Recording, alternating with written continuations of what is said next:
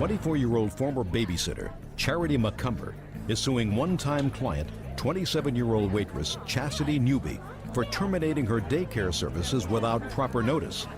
Chastity says Charity neglected her children. She's countersuing for medical bills and lost wages. Order. All rise. Quiet in the courtroom. All rise. Miss. Be honest, case number 84 on the calendar in the matter of McCumber versus Newby. You're welcome. Parties have been sworn in, Judge. You may be seated. Ladies, have seats.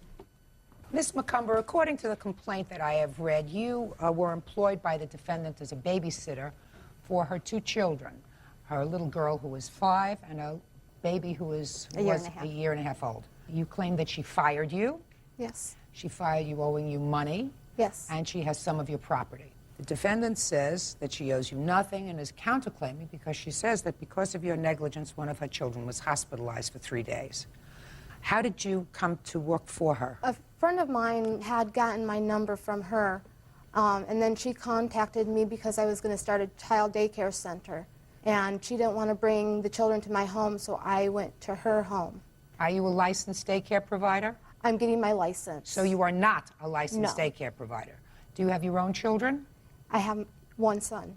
How old is your son? He's 10 months. So you would be watching 3 children. Right. And what was the salary arrangement? I was supposed to get paid $15 a day for the baby and $12 a day for the 5-year-old. So a total of $27 a day. Correct. She was also to give me a 2-week notice if she wasn't gonna, if she was gonna have another babysitter. Okay, is that correct? No, that's not correct. What's not correct? There was no verbal agreement about a 2-week notice, either on my part or her part. Okay. Were there any problems that occurred between the time you started to work for her, which was the 15th of February? Correct. And mid-April when you were fired? There was a couple times where she had called me complaining that I was not taking care of her children right, that I wasn't giving them enough attention, I wasn't feeding them correct. What happened in April? I had to go and pick up my nephew from preschool, and I had told her on Monday I had to get him on Friday. And I took the children with me, and I had the baby and my son in a car seat, and I had the 5-year-old in the front seat with a seatbelt. When we got there, I went inside and grabbed my nephew. That's not where you would normally put the 5-year-old, is that right? No, I put her in the front seat just like her mom does. There's no airbags in my car. Go ahead. When I got to the preschool, my son was sleeping, and the night before I had taken him to the emergency room. And I didn't get home until midnight, and my son did not sleep the rest of the night. So since he was sleeping, I didn't want to disturb him because it was the first time he had gotten to sleep. I knew I just had to go into the door, grab my nephew, and come right back out. So I didn't see any harm in leaving the 5-year-old with the 2 children, since he was sleeping, running in and coming right back. I was gone maybe 1 to 2 minutes. That was it. Actually, the night before, when I went to the emergency room, I had asked her to if she could find somebody else to watch her children because my son was so sick. She told me she would try to get her aunt. Just a minute. We're going back. You left the 3 children in the car. Correct. And I assume you locked the car. Yes. Where do you live? Kingman, Arizona. What was the temperature in April? It was probably like 80, 85 at the time. Did you leave the car on or off? I left it off with the windows rolled down. With the windows rolled down? The windows were up. Just a second. So anybody could have come in the car in that minute or two? There were people outside, and I had asked one of the teachers to watch the car. How old was your nephew that you were picking up? 4. Where did you put your nephew in the car? In the back seat. Strapped in? Yes. Why didn't you put her 5-year-old there? Because I let her be in the front seat so she could see everything, and I figured since I was watching her... She can't see a thing. She's 5 years old. She can't see over that. All she's looking at is the dashboard. My nephew likes to be in the back seat with his cousin. That's why I put him back there. I always put him back there. Have you picked your nephew up from school before with the children? Yes. With or without her permission? With. Is that right? Before, not this time. Yes, this time was without my permission. I told her not to leave. Okay. That's not true. Okay. What time did you get home with the children? Noon. Go ahead. When I got back to the house, my son had gotten a higher temperature I called Chastity at work to find out about, calling her aunt to be there. She told me that she couldn't call because she was too busy, that when her husband got home that I could have him call the aunt to see if the aunt could come. When he did come home, probably about 10 minutes after I called her, when he got out of the car, he started cussing, saying that he shouldn't have even came home. So what did you do? He told me to go ahead and leave. When I returned home, after being at the doctor's all day, my girlfriend was there because she comes over every day from when her husband works. When she called my girlfriend, she started cussing and saying I was a bad mother, that I was neglectful, and that I shouldn't have been able to babysit her children. Did she speak to you? I called her back. She told me that I neglected the children, that she was going to file a police report on me if I filed a small claims on her. She said that I shouldn't be allowed to watch children because I was unstable. Then she told me that she didn't want me to watch her kids again, and I told her fine. Had you been paid for that week? No, she did not pay me for that week. And how many hours did you work that week? I worked Monday, Tuesday, Tuesday, Wednesday. Wednesday, and Thursday. You didn't work Thursday? Half day. Not even a half day. $27 a day? Correct. $81 for the 3 days. Correct. So what are you suing her for $415.98 for? For the 2-week notice that we verbally agreed to, and she's got some of my belongings. Now, what belongings do you claim she has? She has a black sweater that I had left that day. Do you have a black sweater of hers? Not a black sweater. I have a stuffed animal dog of hers. I have And a what box else? of baby cereal and a little thing of juice. That's all I have And a at my can of house. formula.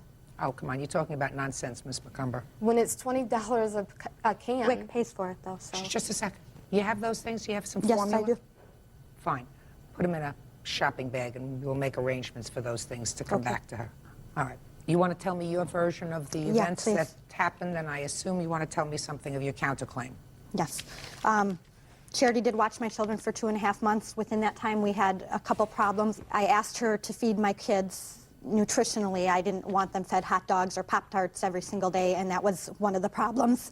No, it wasn't. And Don't interrupt her. She didn't interrupt you. the reason I knew this is there was a couple occasions where I would always ask, how did the kids eat today? What did they eat? And she would tell me, oh, they had a cheese sandwich and applesauce. Well, Miss Newby, the applesauce jar wasn't even open, so she would lie about what she fed them. Let me tell you this.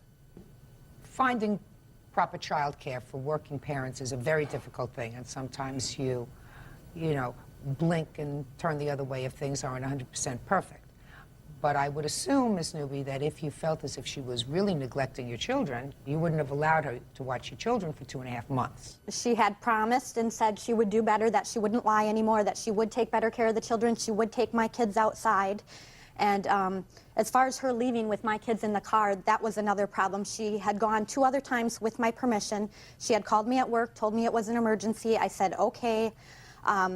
Then I talked to her about it, and I told her I did not want it to happen again. So you didn't give her permission. She called me at work. She asked me, which she had already taken them, and I told her no. And when I got home, first my husband told me, she brought the little boy over again today. She took him, and then my daughter told me they had been left in the car with the windows rolled up and the doors locked. Real cases, real people. Judge Judy. Charity McCumber says former client Chastity Newby owes her for babysitting fees and the return of personal belongings. Go ahead. My youngest daughter all week had a bad diaper rash, and every night I would come home and All week, you mean the last week? Monday, Tuesday, Wednesday. Okay. And I would come home, and by the next morning, I would have it just about gone, and then the next day I would come home, and it was back terribly, bleeding bad. She didn't have permission to take my children. She shouldn't have done it. She asked me. I told her, no, you don't leave children in a car under any circumstances. Absolutely right. You're absolutely right. Not even for a minute. Not for a minute or two, and it takes more than a minute or two to go in, sign a child out of daycare. Even if it takes 3 or 4 minutes, you don't leave 3 children in a car in 85-degree weather, locked in a car. Not for a minute. But you have a counterclaim. You want to tell me about the counterclaim you have? My youngest daughter was severely dehydrated. I took her to the doctor Friday, and we tried to bring her back home and get her hydrated at home, which we couldn't do. She was back in the emergency room Saturday being IV'd. She ended up being admitted, and she stayed 3 nights, I believe, for dehydration. And I believe most of it was Charity's care. It may be, but you understand for a counterclaim such as yours, you need some medical proof of that. The circumstance of her having been in the plaintiff's care and then being hospitalized doesn't necessarily make a case for a counterclaim. You understand that? Okay. So I'm going to have to dismiss your counterclaim, but I'm going to get to your claim. Ms. McCumber, I find that even if there was an agreement to give you 2 weeks' notice, you breached your contract of care for the defendant's 2 children when you took them without her permission. And even if you had her permission, if you took them on an errand and even for 30 seconds locked them in a car, never, you will never, if they have this information, get a daycare license, because that is such poor judgment to leave a 5-year-old in a car watching 2 infants in a locked car.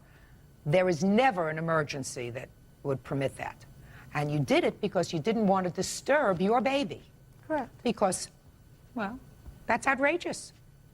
That's outrageous. You had an obligation to disturb your baby's sleep, to take all 3 children out of the car, go into the daycare center, pick up your nephew if it was an emergency, come back and hope that your son fell back to sleep. But because you didn't want to inconvenience or disturb your son's sleep, you placed all 3 children at risk.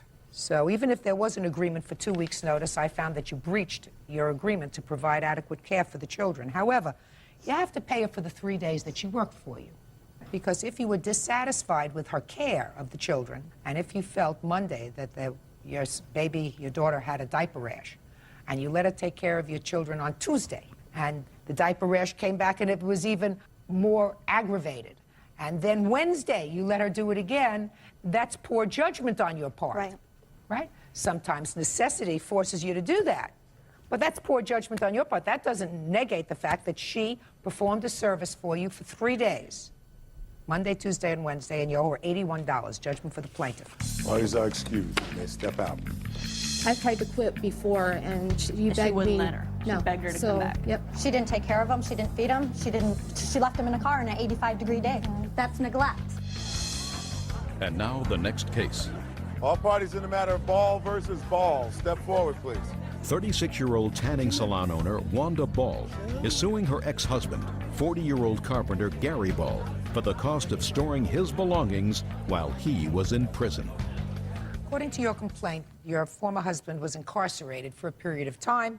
While he was incarcerated, you paid for a storage unit for some of his property, and when he was released from jail, he refuses to pay you for the stuff that you were storing. Correct. What were the storage fees? The total was $790. And tell me how it came about that you started to pay for this storage unit. When he was incarcerated, he had asked my son to take care of his storage, which had a bunch of his tools in it. What had happened is my son was with him when the police pulled Gary over, and they arrested Gary and took him to jail. My son is the one who had the key to the storage unit that Gary had gave to him. Could you come up here for a moment? Tell me your name. Keith Ball, Keith, how old are you? 14. Do you remember having a conversation with your dad about the things that he had in storage? Yes, ma'am. What did he tell you? Just keep the storage for him, and that's all we have. Did he give you the key? Yeah. When did he give you the key, Keith?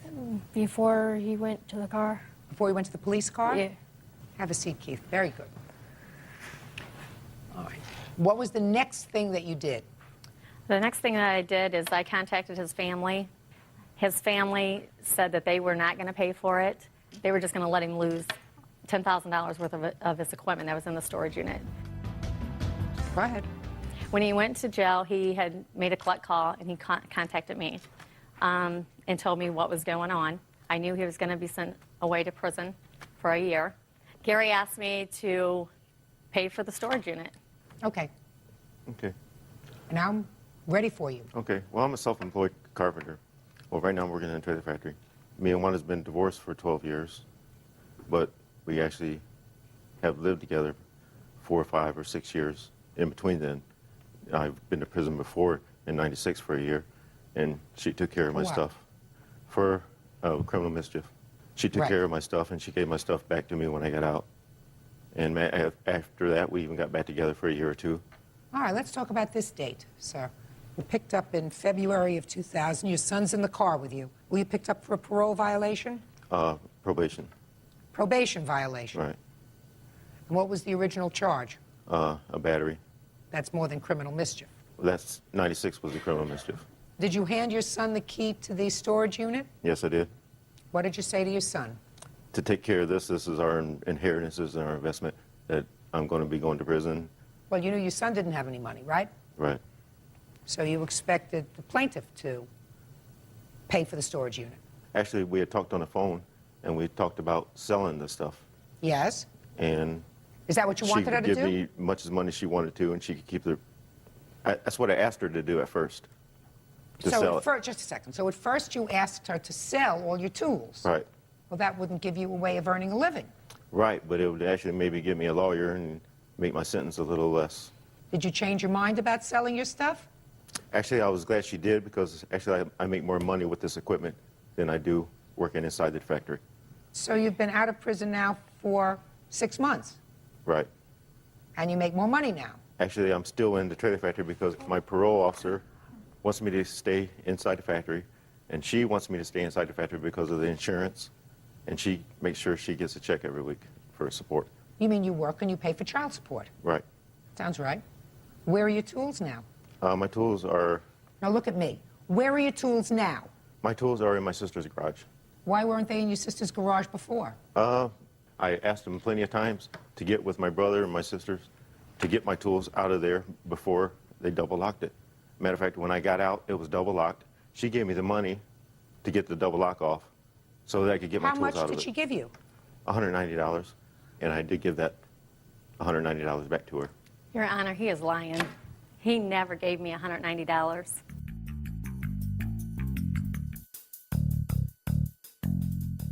All right, Mr. Ball, one must only assume that you paid for the storage unit because your sister's garage was not available at the time. Otherwise, somebody who's earning a moderate amount of money doesn't pay for a storage unit. So you intended to keep your stuff in the storage unit and use it as necessary.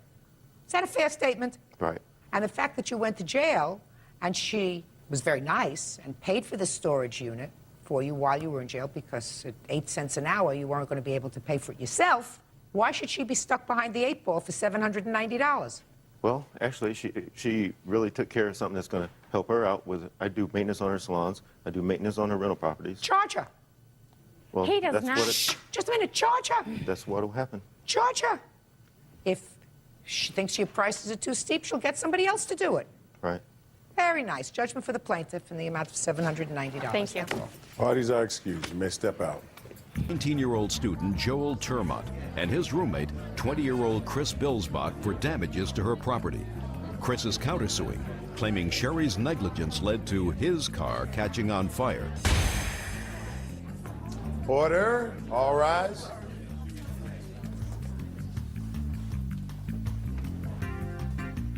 Yeah, this is case number 123 on the calendar in the matter of Gregory versus Bilsbach Termont. Parties have been sworn in, Judge. You may be seated.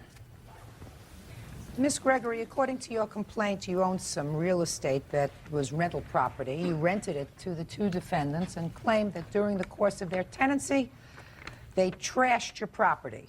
They say they did nothing to your property but normal wear and tear, that they had some parties there that you were aware of, and they are counterclaiming. They say that during a snowstorm, you failed to plow the driveway, which caused their car to catch on fire. When did this lease begin? The 1st of August in 2000. How long was the lease? It was a month-to-month affair because this is a property that I was trying to So sell. you didn't have a written lease? Yes, I do have a Can written I see lease. it, please?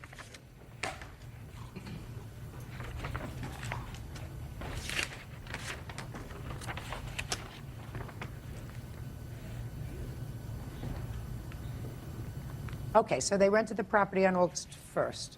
When did you first see any damage to the property? Well, I was getting complaints from neighbors, so What was the date? probably in October. It became obvious that they were having parties there and so forth. Okay, when was the next time you were alerted that there may be any problem with the property? Well, as the snow left and I could see that the land was fairly well destroyed all around the place from four-wheeling and so forth, but the final blow, I guess, came when the neighbors were complaining to the point where they were telling me I had to get rid of them. And that's when I went out in the first part of April, you know, discovered the... I see some pictures there. Yes. So let me see the photographs. Now, I should have sorted through. They're not all wonderful.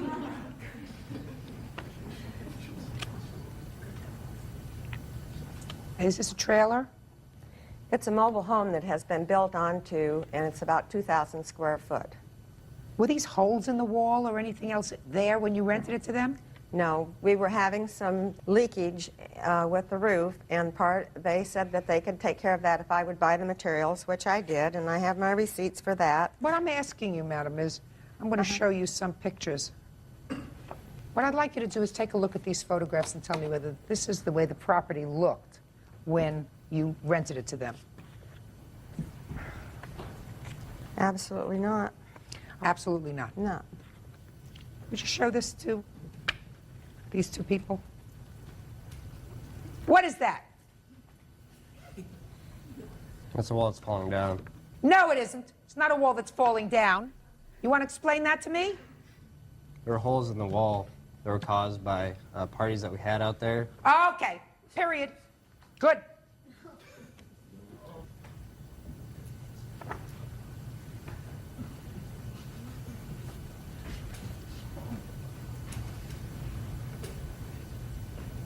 That's our refrigerator, Your Honor. Is that the way it was when you got it? That was our refrigerator when we moved in. Oh, good. So I don't have to look at the refrigerator. Perfect. They bought the refrigerator, right? Madam. That doesn't ring a bell with me. Well, if it doesn't ring a bell with you, they say that they bought the refrigerator. I trust that they bought the refrigerator. There were 2 refrigerators there. I'm sorry. Same party? Yes. You got some nerve. What's wrong with you? Huh? What is wrong with you? Well, in the beginning, when we rented the property, Sherry told us our deposit wasn't for the trailer. She didn't care about the trailer. She said, trash it or fix it. Those were her exact words. She don't care. Trash it or fix it. It's up to you. We fixed it in the first place. The roof got so bad. The house was totally unlivable. There was no hot water, no furnace. So move. So That's what we move. did. You aren't being held a prisoner. Also, before we... I'm not finished with you. If the trailer is not habitable because there's no heat, no hot water, you have the ability to get out of this lease, right? Correct. You don't do this to somebody else's property. Nobody says trash it. Nobody normal. She's not abnormal. Those were her words. Those were her Trash it or words. fix it. Bull. Not common sense, unless somebody No, is it's on not. heavy doses of something. And if you live in a place, and assuming that she was having a mental lapse and said that to you, you still don't do this. Your So you Honor, have to pay for all the damage. Maybe half the reason why she didn't care that we trashed it is she told me once that she had that trailer insured at over $30,000. They'd make a nice insurance claim. And that trailer is appraised at a little over $3,000 for the whole trailer. The roof damage well exceeds the $3,000 to have that roof repaired. So basically, the trailer is worth nothing. And Why she didn't you hasn't just live insured- there peacefully? I mean, what joy does somebody get in causing this kind of damage? What joy? Teenage kids. when we moved in, If Your you're, Honor, just a second. Did you move from your family's house into this property? Yes, Your Honor. Did you do this to your parents' house? No, Your Honor. Then you know better. It's not as if you weren't housebroken. You were, in fact, housebroken. When we moved in, Your Honor, the previous tenant had been convicted of trafficking meth, and the FBI had just done a raid on that exact trailer when we moved in. The place was completely unlivable. We spent over 40 hours fixing it up. We And what did you have to do? We had to pick up heroin needles. Motorcycles in our living room, our kitchen, What did you do about with 10 them? of them. What did you do with them? We had the salvage yard come pick them up. Did you sell them to the salvage yard? No. You just gave them away? Yes. They were not worth anything. They were torn into parts. Sherry told us to get rid of them. Yeah, she told us that it was our responsibility to clean up the trailer. In the lease it says... So it says that you clean up the trailer. She's selling it as is. So far, I don't hear about anything like this. Well, I heard you got moved rid of a in, lot of junk inside. The roof was always leaking when we moved in, and we never said it was no problem that could fix it, because the roof was in bad condition when we moved in. She had already had a professional contractor come out there and do the exact same thing that she bought us materials for. And the roof still was leaking, and there was no way we could get it repaired. Why would you fix the roof and do this to the walls? Because the roof was completely collapsing. When we first moved in, we tried as hard as we could to put up the roofing materials, but it didn't stop it. And that whole, there's 3 sections of the trailer. That third if section... you notice that I didn't show you any pictures of the collapsing where it looks like there were leaks coming in. She's got them here. I didn't show you those. Because if you were renting a place and had a leaky roof, I don't hold you responsible for that at all. This I hold you responsible for. This doesn't come from a leaky roof. Real cases, real people. Judge Judy. Sherry Gregory says former tenants Joel Termott and Chris Bilsbach trashed her property. Joel and Chris say Sherry is a con artist. According to you, you were just following instructions, right? Not necessarily following instructions, but knowing in the... You put 3 kids under the age of 19 in a house on a farm. You know what they're going to do, and you tell them they can trash it or fix it. When we moved out As a landlord, would any landlord do that and not expect this to happen? When we moved out there, we told her... May I please see the estimates of your damage? Your Honor, I have one statement here from the insurance company which has paid a portion of that, okay? I want to see the estimates of the damage that were not paid by your insurance. That's this document. Let me see what she's got for me. No, listen. First of all, strike out roof leaks, water damage. That was a problem that existed before they moved in, and it's your responsibility to take care of it. Carpet throughout. I can't tell what damage they caused and what damage your previous tenant caused, because it seems to me that you did not examine that property before they moved in. I did. No, because I believe them when they said that they found needles in there, motorcycle parts in the trailer, and all that other kind of stuff that you told them to get rid of. Because in your lease it says that they take the property exactly as it's turned over to them. And I believe them because they were at least honest enough to say to me, I caused this, it was parties. And that's what happens when you rent to teenagers. I mean, that's pretty honest and damning. So I believe that there was a lot of junk in that place when they moved in. So how do I know when the damage was done to the carpet? The carpet thing, the main carpet damage that I was talking about there was just where the roof had leaked and made strike that. That's your responsibility. I'm not talking about carpet throughout. Outside debris cleanup. Do you have a bill for that? I've got a man out there working now. It's just way too short a time to get a total estimate on it. And with the grass growing tall... I can't help you unless I have a bill. This is you. Right. I need bills. Your Honor, could I add one thing? Yes. She claims that she gave us our eviction notice on the 1st of April. We received our eviction notice on the 20th of April, which she had dated the 1st. Okay. So we'd only have 10 days, 11 days to get out, which was a totally false statement on the eviction notice. We were out within the week, within 7 days.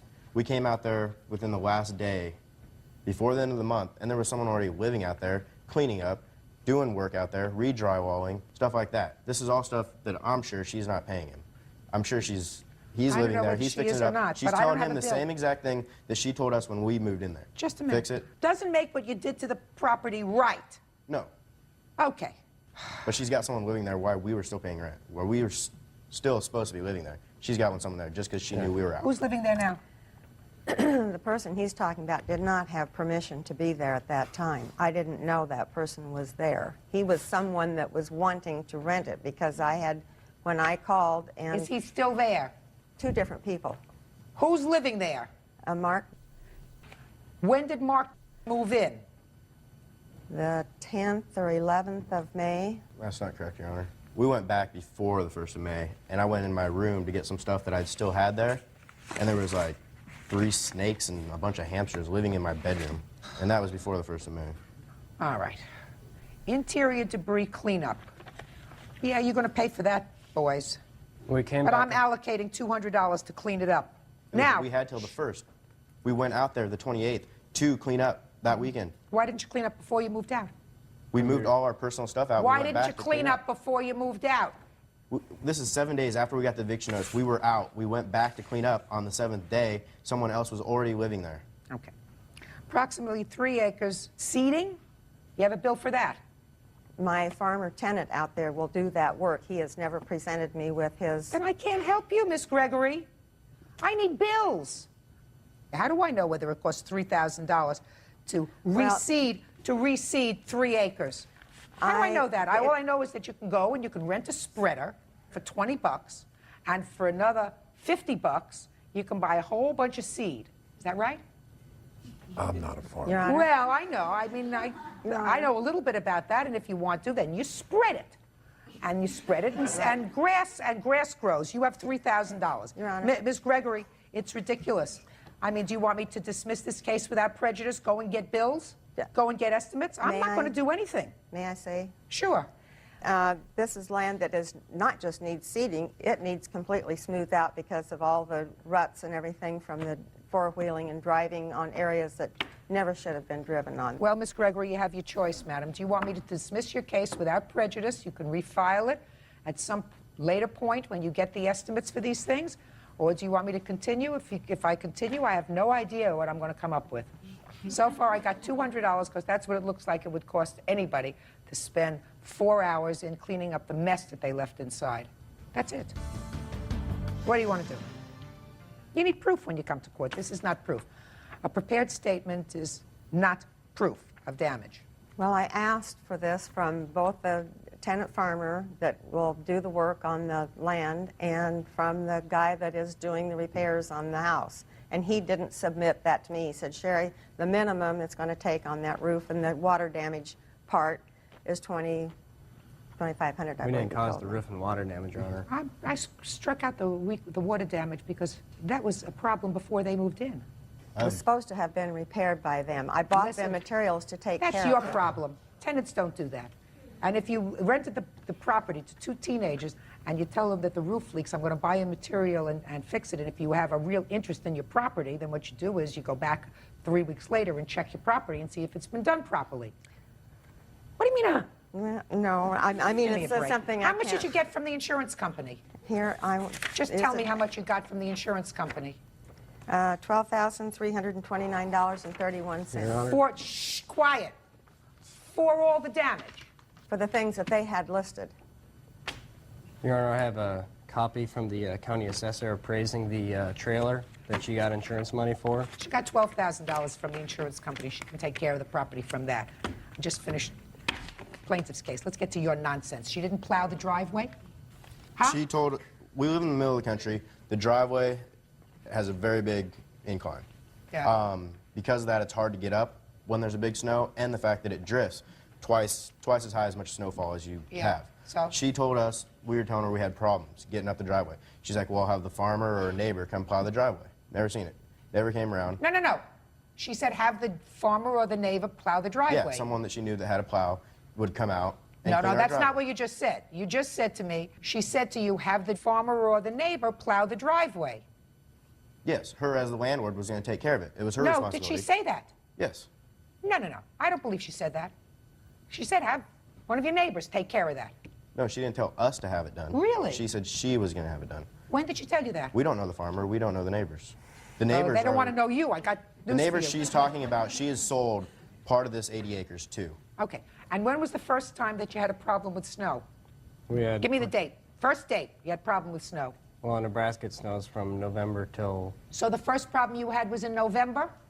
Correct. probably more like October. So the first problem that you had was in October and you couldn't get your car out? The thing is it wasn't the fact that I got it stuck. It was the fact I left it at the house and rode to work with him, or rode to school with him, because he had a four-wheel drive. I knew I wouldn't make it out. Tell me whose car exploded. That was mine, Your Honor. Well, how did that happen? Fire department says it caught on fire. Don't tell me what the fire department says. It caught on That's fire because hearsay. it got stuck Where did it get stuck? in the driveway. Yes, and you tried to start it? I mean, Sure. it didn't. It was didn't running when I got stuck. Spontaneous combustion. It didn't just explode because it wasn't No, like it caught sitting. on fire. The tires caught the engine on fire. Yes, because you kept trying to move it. I assume you were trying to move it. Well, as soon as it got stuck, yes, I tried getting out. I didn't try and get out for, 10 minutes. I tried to get out, 30 seconds. I knew I was stuck. I mean, it was buried. The car was completely not going anywhere. I turned it off, walked up to the house in -30-degree weather, went up to the house, and I couldn't see the car from the driveway. The car burned up. The fire department called me, said, your car's on fire. Oh, okay. So what do you want from me? What do you want from her? Well, it's a countersuit. She said, and as a landlord, she was going to take care of having the driveway plowed. And if she didn't take care of She it, told me starting, she was listen, gonna- hey, listen to me carefully. When did your car catch on fire? What month? December. December. If she told you initially, and you say it starts to snow in October in Nebraska, that she was going to plow, and she didn't plow, you know what you do? Move!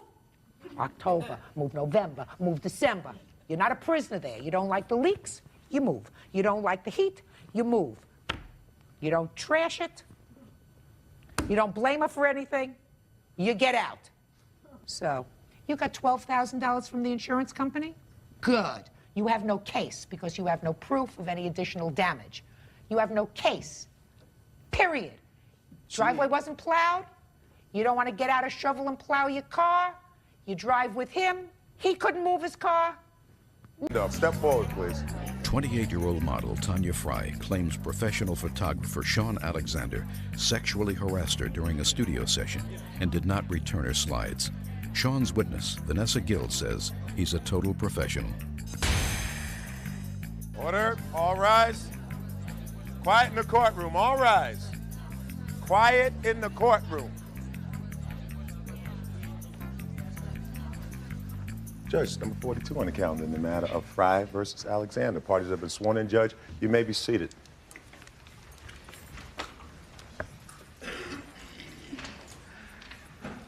You're a model? Yes. Aspiring. Yes. So you have to smile.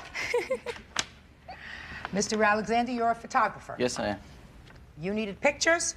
Yes. You hired him to take pictures. Yes. Now you're suing him Yes. for $1,000. Right? That's what you said. I think it went up to $2,000 as of this morning. Well, the papers that I have are for $1,000. Good.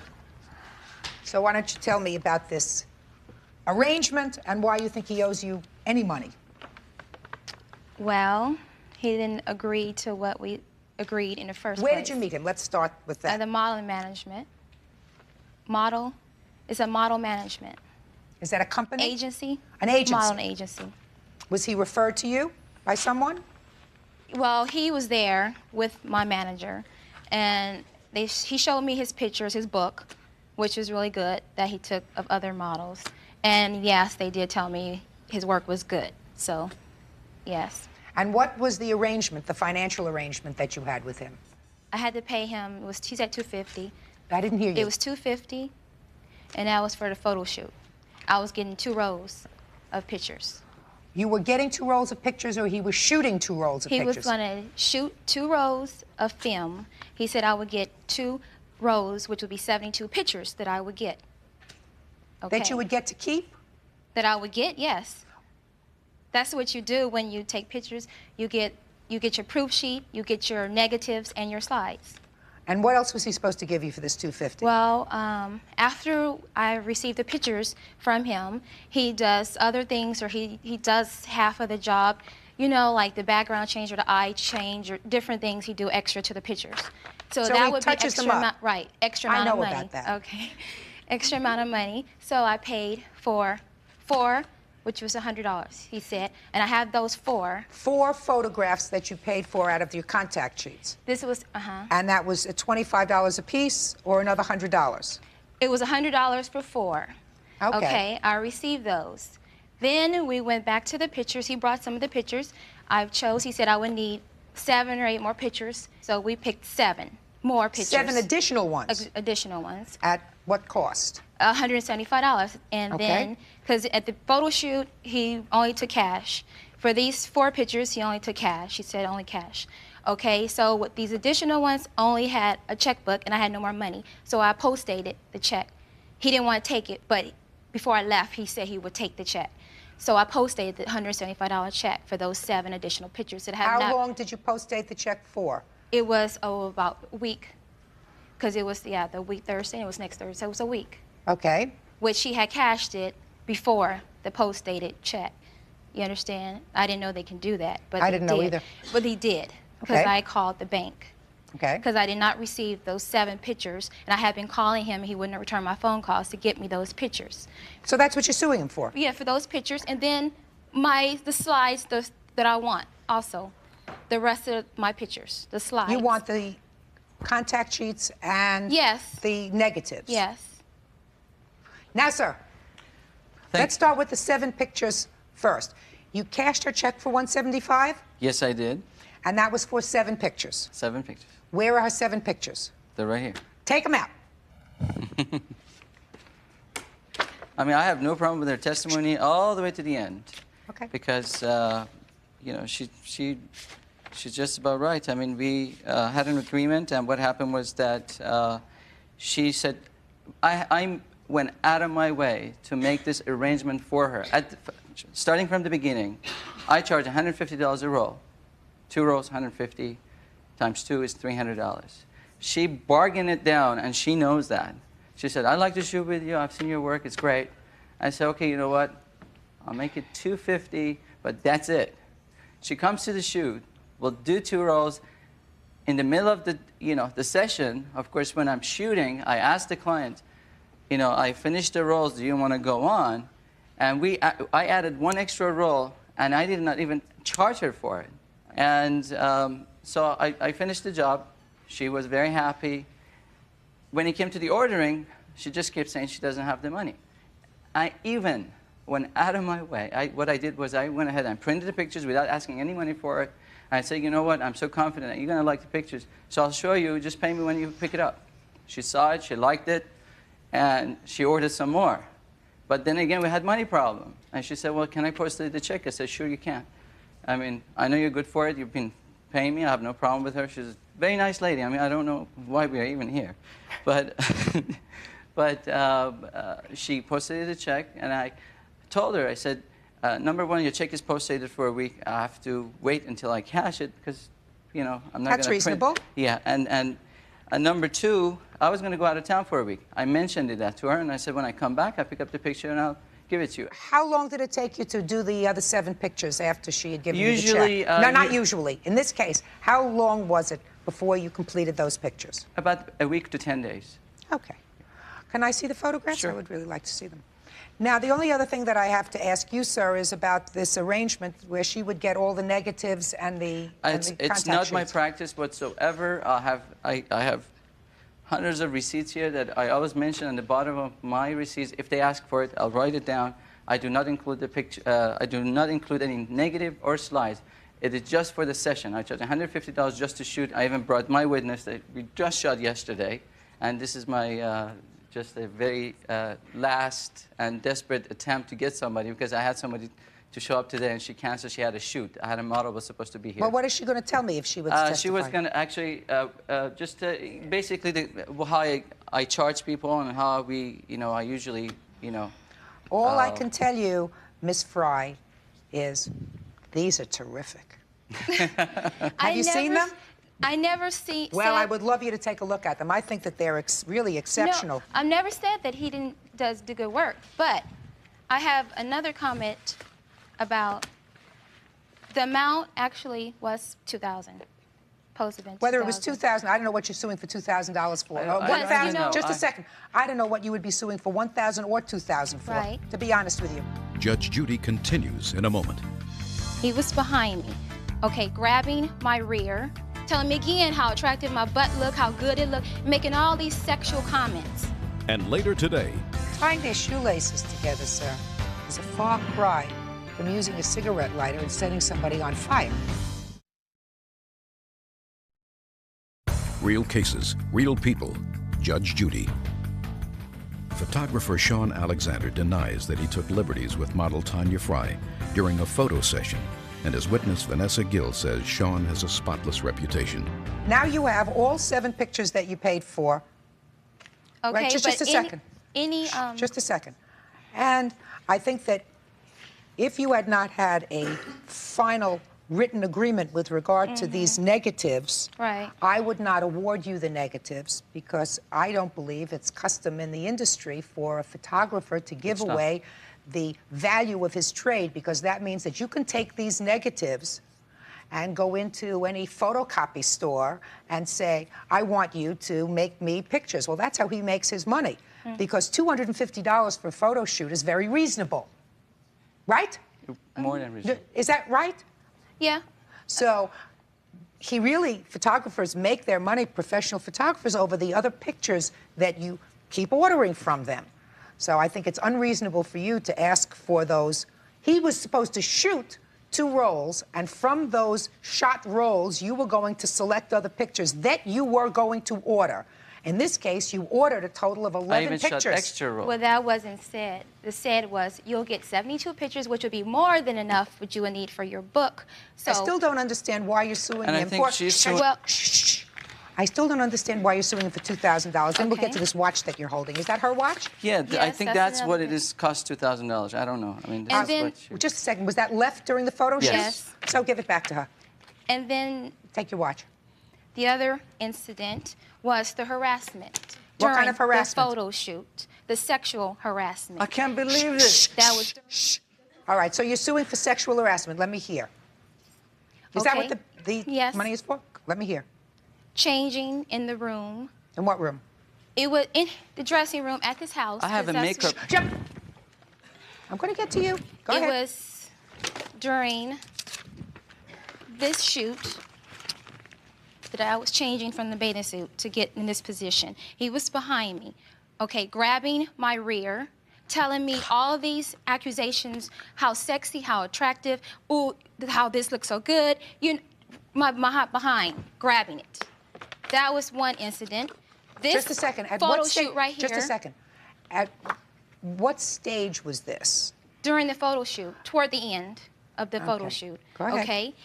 During this photo shoot, he told me I had to raise it up more, the dress, put it up or on the side. So he came over there behind me. He did it again, hit me on the butt, telling me again how attractive my butt looked, how good it looked, making all these sexual comments. I was ready to leave. I told him, don't say that, don't do that. I said I was ready to go. Did Are that we happen? done? Did that happen, sir? It's total bogus. Let me tell you, throughout the photo shoot, I do make the models feel comfortable, and I do say certain things so they are comfortable. I pose them. I do whatever it's necessary to make him look good, and that's what the pictures are the proof. You can tell. But as far as she said she was ready to leave. She was ready to leave to have. We even said maybe want to go get something to eat. That's as far as I left it at the photo shoot, and that was it. Miss Fry, I have a couple of questions for you. You did this photo shoot. Towards the end of the photo shoot, you tell me now you believe he sexually harassed you. You stayed, correct? You stayed. Is that right? But I told him don't do it. And after the photo shoot was concluded, you got the proofs back, right? And you selected 4 photographs. So far, am I right? And you were satisfied with them, you ordered them. Is that right? I mean, you should. Check. See... Do I look Sorry. like I need help? No, no. Ms. Fry, look at me. Yes. You ordered 4 pictures. Yeah. And you were satisfied with them. You told them they were very good, and so good you wanted more pictures, correct? Yes. If you had gotten your 7 pictures when you felt you should have gotten them, which was a couple of weeks ago, would I hear sexual harassment from you? Would If I I would hear have these gotten it? allegations of sexual harassment from you? Yes, because they were true. It happened. Judge Judy continues in a moment. This How was many the first photographers have time. you been with? Several. Really? You seem to be a Yes. little bit naive to me on the situation. I'm Well, sorry who for are that. you? You need to shut up and mind your own business. Real cases, real people. Judge Judy. Model Tanya Fry is suing photographer Sean Alexander over slides and alleged harassment. Is what you're saying to me, you planned on suing him whether he gave you the pictures or not? About the sexual harassment? Is what you're telling me Yeah. that you intended when you left, Right. or a day later or 2 days later, whether or not you got these photographs, you intended to sue him for $2,000 for sexually harassing you. Oh, no. I was not sure of what I was going to do about those sexual harassment Well, what made you charges. sure? I wanted to let them know what was done to me during a photo shoot. No, what I'm asking you is, at what point did you become sure that you wanted to sue him for this sexual harassment? After you ordered the first set of pictures, before you ordered the first set of pictures, when you ordered the second set of pictures? The second. That's when I found out that I could not get my slides or negatives when he told me he was not going to give them to me because he keep them for his record. So you determined to sue him for this $2,000 for sexual harassment when he declined to give you the negatives. Is that correct? When I didn't get all of my things. Very good. Okay, you now have your photographs. Is that correct? I have some of them. No, you have all of them. You have all that you ordered, which were the 7 retouched large photographs. And you have the 4 that he originally gave you. Is that correct? Yeah. And you, sir, have been paid $175 for these. Yes. And you have been paid the $100 for the other 4. Yes. Correct? And you have been paid $250 for the photo shoot. Yes. Very good. This case is dismissed. That's all. Parties are excused. You may step out.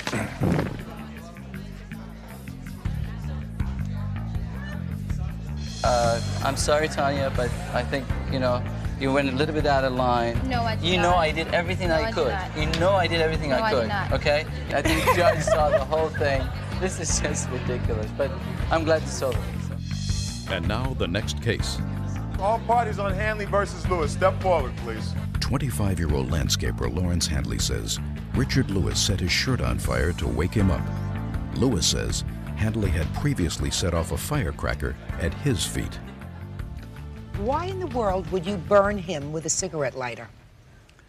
Well, it was kind of a practical joke. I wasn't intending to burn him. I was just intending to make his arm warm. It's just a gag, like a hot foot or something like that. How old are you? 27. Tell me how it happened. We were waiting at my friend Scott's house here. It was after a softball game. A what? Softball game. Softball game. And we were going to go out for a couple cocktails after the game. A few people were supposed to meet us there. I fell asleep while we were waiting. Where, in the living room? Yeah, in the living room, in a chair in his house. I woke up. I felt or smelt something burning on my arm, and I kind of hopped up, and my shirt was on fire. And I jumped out of the chair and, started hitting my arm, and my arm was burned up, and I kind of looked around. I was in a daze. I'd just woken up, and I see him, and actually Scott was laughing too. I see him cracking up right next to me. Sort of found out that... Did you ask him why he did that? And he basically told me, oh, well, I was trying to, get you or something like that, burn your arm or light your hair on fire or something ridiculous. Like, I don't know. I don't know. He was still laughing up a storm about it, and I wasn't too pleased, so. You still have a mark there? Yeah, I do. Can I see it, please? Step up. Step up. It's smaller than it used to be, but it used to be about as big How as a long ago baseball. did that happen? 4 or 5 months ago. Did you see that, sir? This is the first time I saw it when he showed it to you. You want to see it? Sure. Well, he wants some damages for your stupidity. Well, Your Honor, it's, in all fairness, our group of friends, when someone passes out or goes to sleep, we play practical jokes on him before. I know for a fact that he's done it to other people, tie people's shoelaces together. That's why I have a witness to corroborate. Tying their shoelaces together, sir, is a far cry from using a cigarette lighter and setting somebody on fire. Well, I wasn't. At age 27. I wasn't intending to light him on fire. At age That's the whole 27. thing. What were you trying Do you to work? do then? Well, yeah, I do. Well, just if I a second. start acting like I'm 27, I'm gonna be 27. If I act like a kid, I'm gonna be young for the rest of my life. What kind of work do you do? I sell copy work and graphics work to law firms, Overflow. That's amazing. Copy work. That sounds like a pretty responsible position, sir. It is. So when do you take on this infancy that you do? Just on weekends?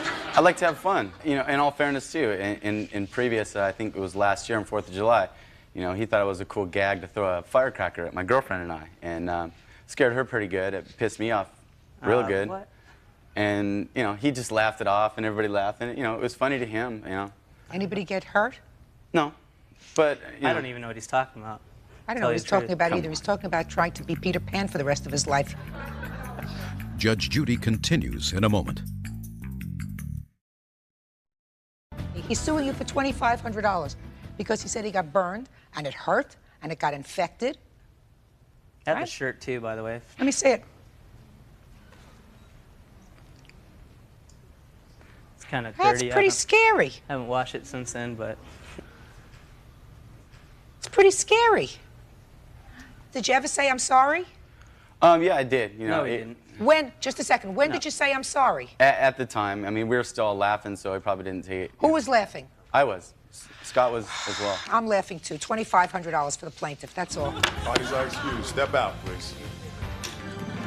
I'll back to your right. On the next Judge Judy.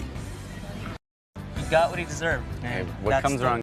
23-year-old Missy LaBeouf wants her party guest, Chris Corlett, to pay for the door he kicked in after his brother Matt was kicked unconscious at her party. Order. All rise. Your Honor, this is number 71 on the calendar in the matter of LaBeouf versus Corlett. Thank you, sir. Welcome. Judges, parties have been sworn in. You may be seated. Have a seat, sir.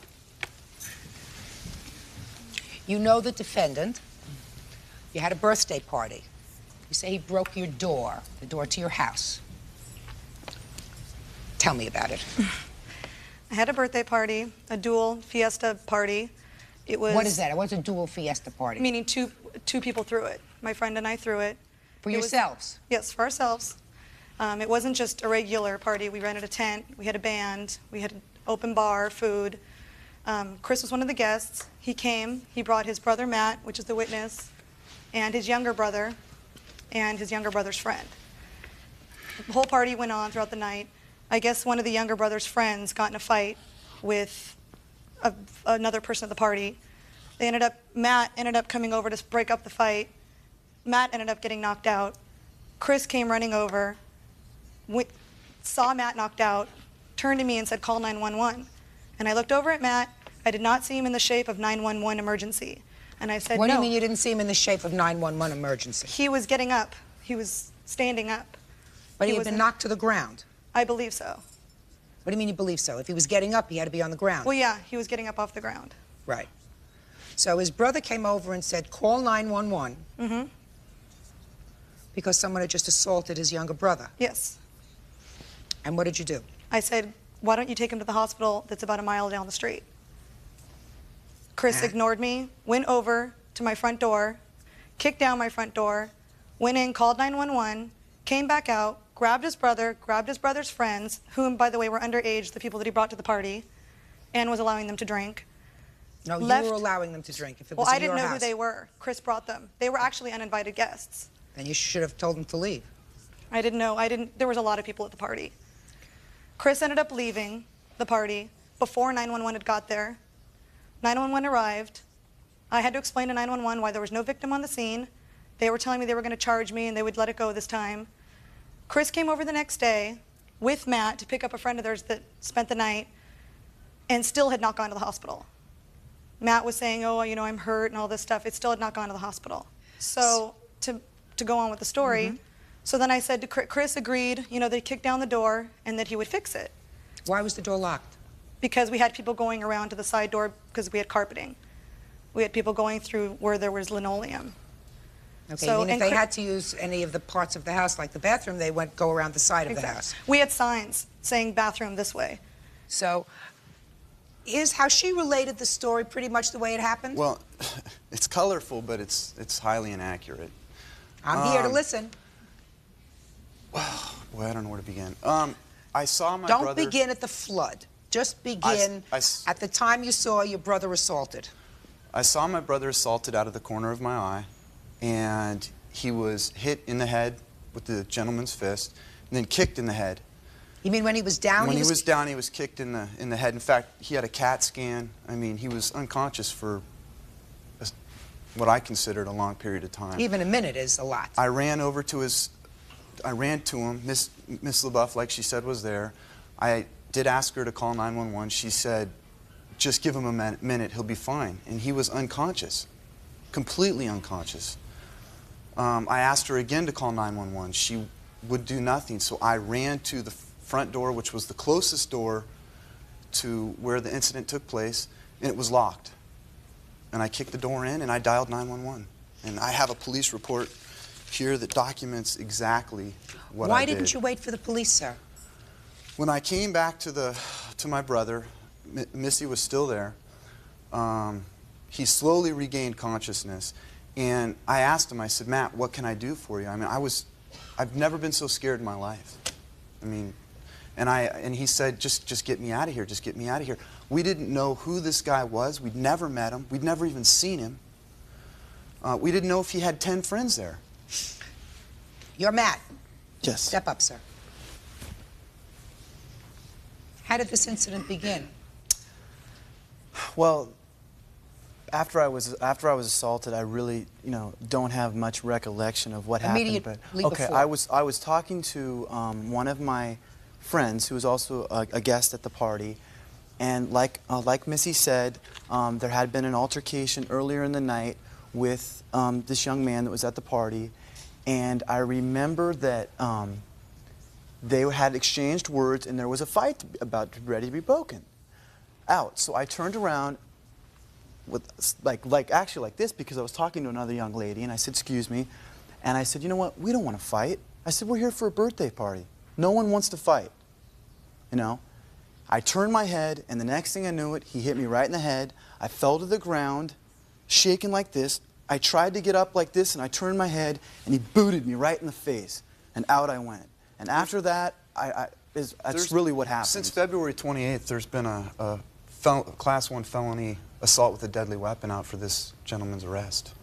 What they're forgetting to tell you also is Chris was allegedly trying to blackmail me to find out this person's name for him, or else he said he wouldn't fix my door. It would seem to me that since this incident occurred in your home and one of your invited guests was assaulted, you would want to be as cooperative as possible and find out the name of the person. Yeah. Why did it require this kind of blackmail in order to get you to get out there and get this name for them? It didn't require anything. They were making a mountain out of a molehill out of this whole situation. That's not a mountain out of a molehill, madam. He could have been killed. I want to explain something to you. If somebody had come up to you, just you, at your birthday party, punched you in the face, and then kicked you in the head, I guarantee you, you wouldn't be standing there saying to me, he's making a mountain out of a molehill. Your Honor, Shut! Oh, I'm sorry. Listen, when it looks as if you're winning, you're supposed to shut up. Judge Judy continues in a moment.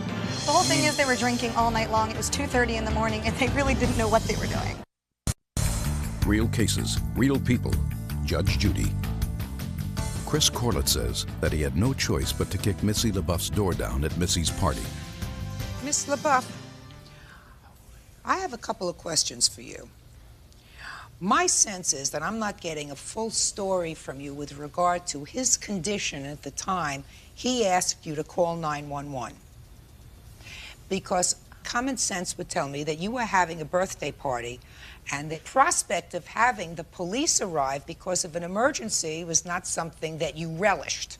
So I doubt whether he was as in good shape as you suggest he was when this young man asked you to call 911.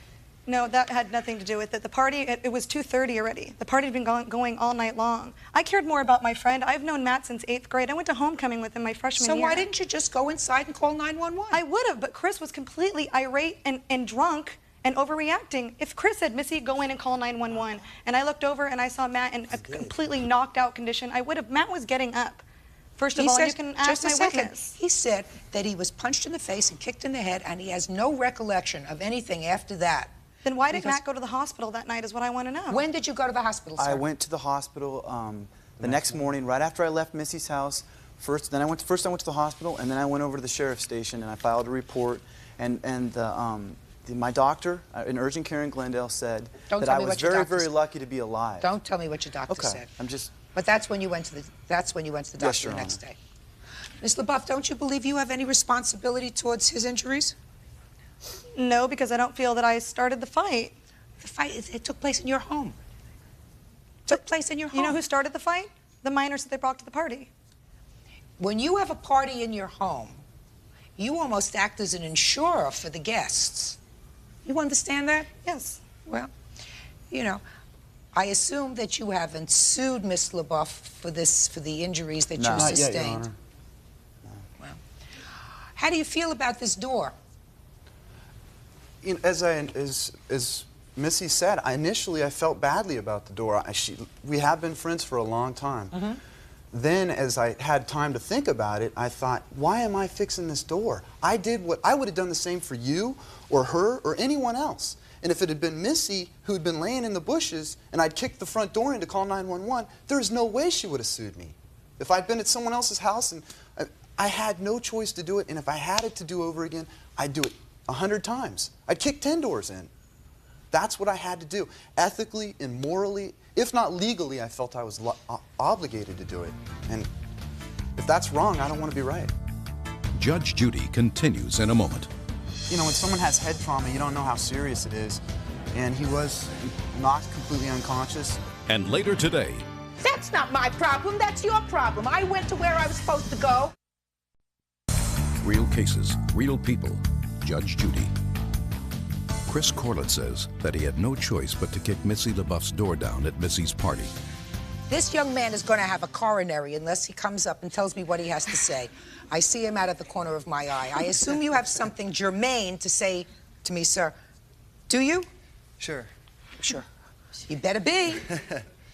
Well, Your name first. My name's Ed. Ed what? Witness. Ed Marchand. After Matt was assaulted, he was laying on the ground and he was attempting to get up. And Chris, being an older brother, was concerned, and rightfully so.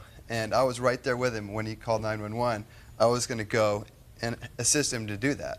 I almost went to grab him, and I almost was struck in the face when he went to kick the door with the back of his foot.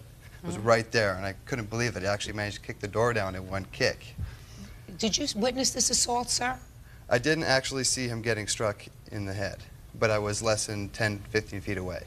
But you saw him on the ground. I saw him on the ground. And you saw his brother upset. Yes. And you heard his brother, defendant, ask Miss LaBeouf to call 911. Yes. And she did not go.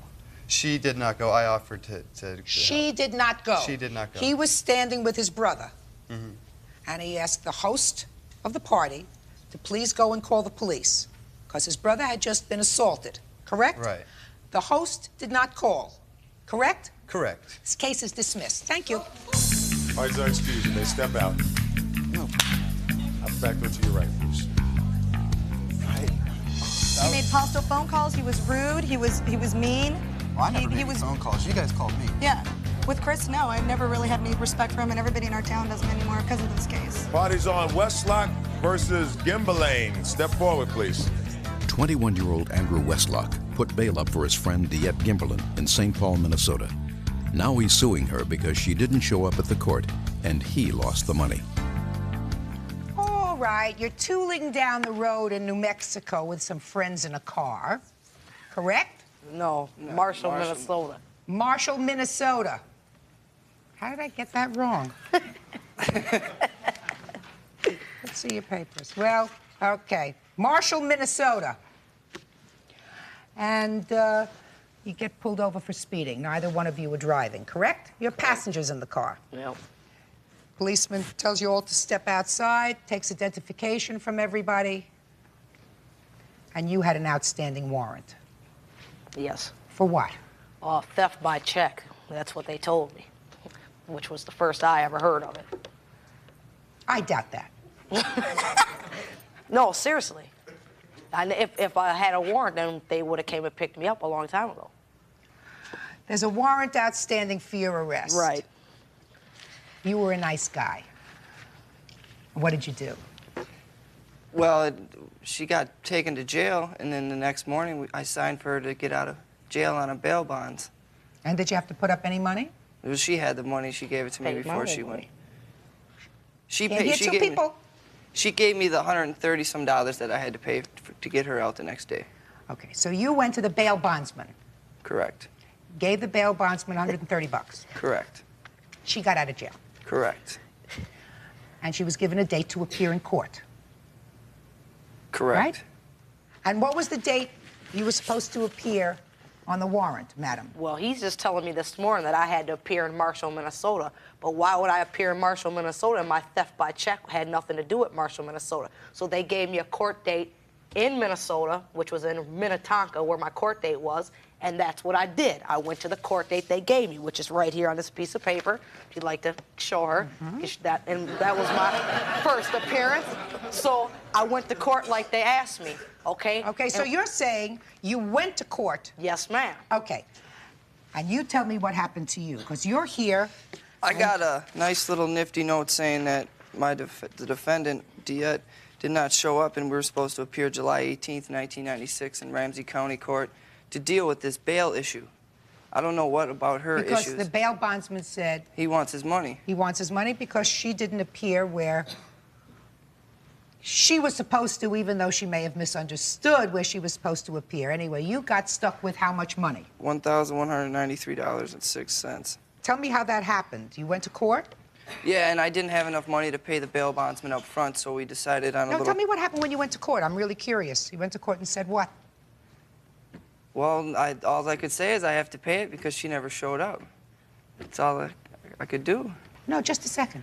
Did you try to contact her when you were notified that she didn't appear on this case that she had, and you were going to be stuck for this $1,193.06? 6 cents? I asked her if she'd pay me, and she said she would. And I ain't seen a dime. Can I say something now? Yeah, sure. Okay, he never contacted me. Mary. His mother contacted me and called me all kinds of foul names, saying she was going to sue me and everything, so she should be here. Miss Kimberline, you're given a court date. You think that if you don't appear on that court date, they send you a second invite? The answer to that is yes or no. They don't send you a second invite. They didn't send me a first invite. They don't have to send you a first invitation. Then how do invitation. I know to go? Because you're given the date when you are released. Right, and it was for Ridgedale Court, not Ramsey County Court. Good. The court made a mistake. Is that what you're saying? Yep. The court made a mistake. Yes. Why should he have to deal with that? He should be calling, like I said, why can't we call and get this cleared up? I went to court the date they gave me when I was get it cleared up. Listen, ma'am.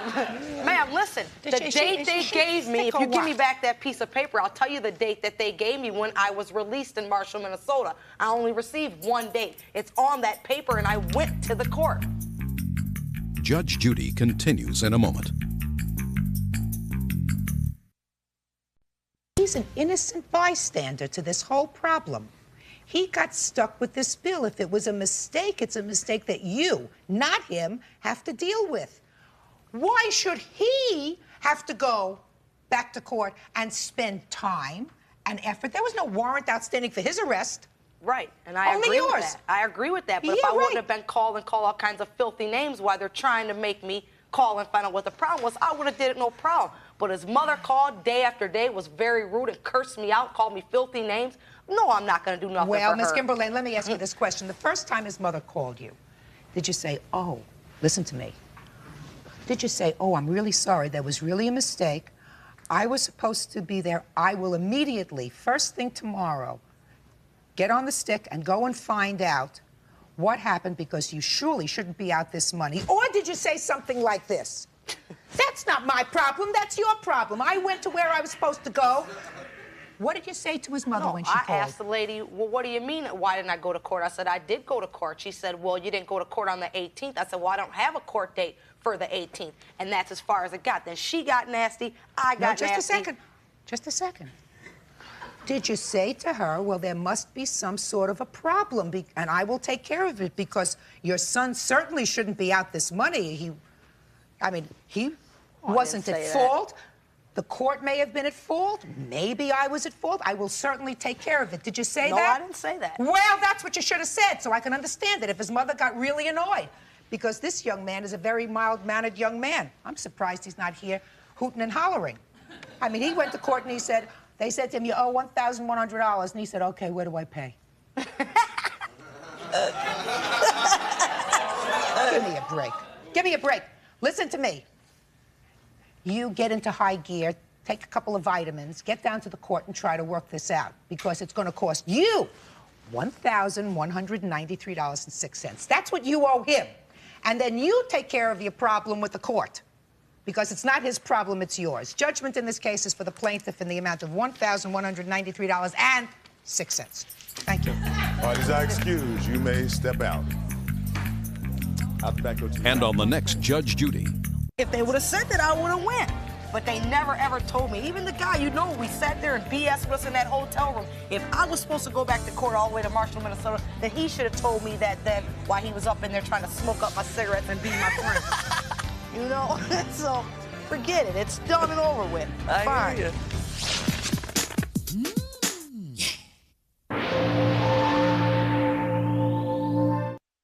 54-year-old Jim Knoll is suing Gary West, a salesman from Fullerton, California. Jim's son Ty says that while driving his father's new Ford Explorer, Gary's son Jared was horsing around with the four-wheel drive controls and caused $1,300 in damages to the truck. Order, all rise. Yeah, this is case number 127 on the calendar in the matter of Knoll versus West.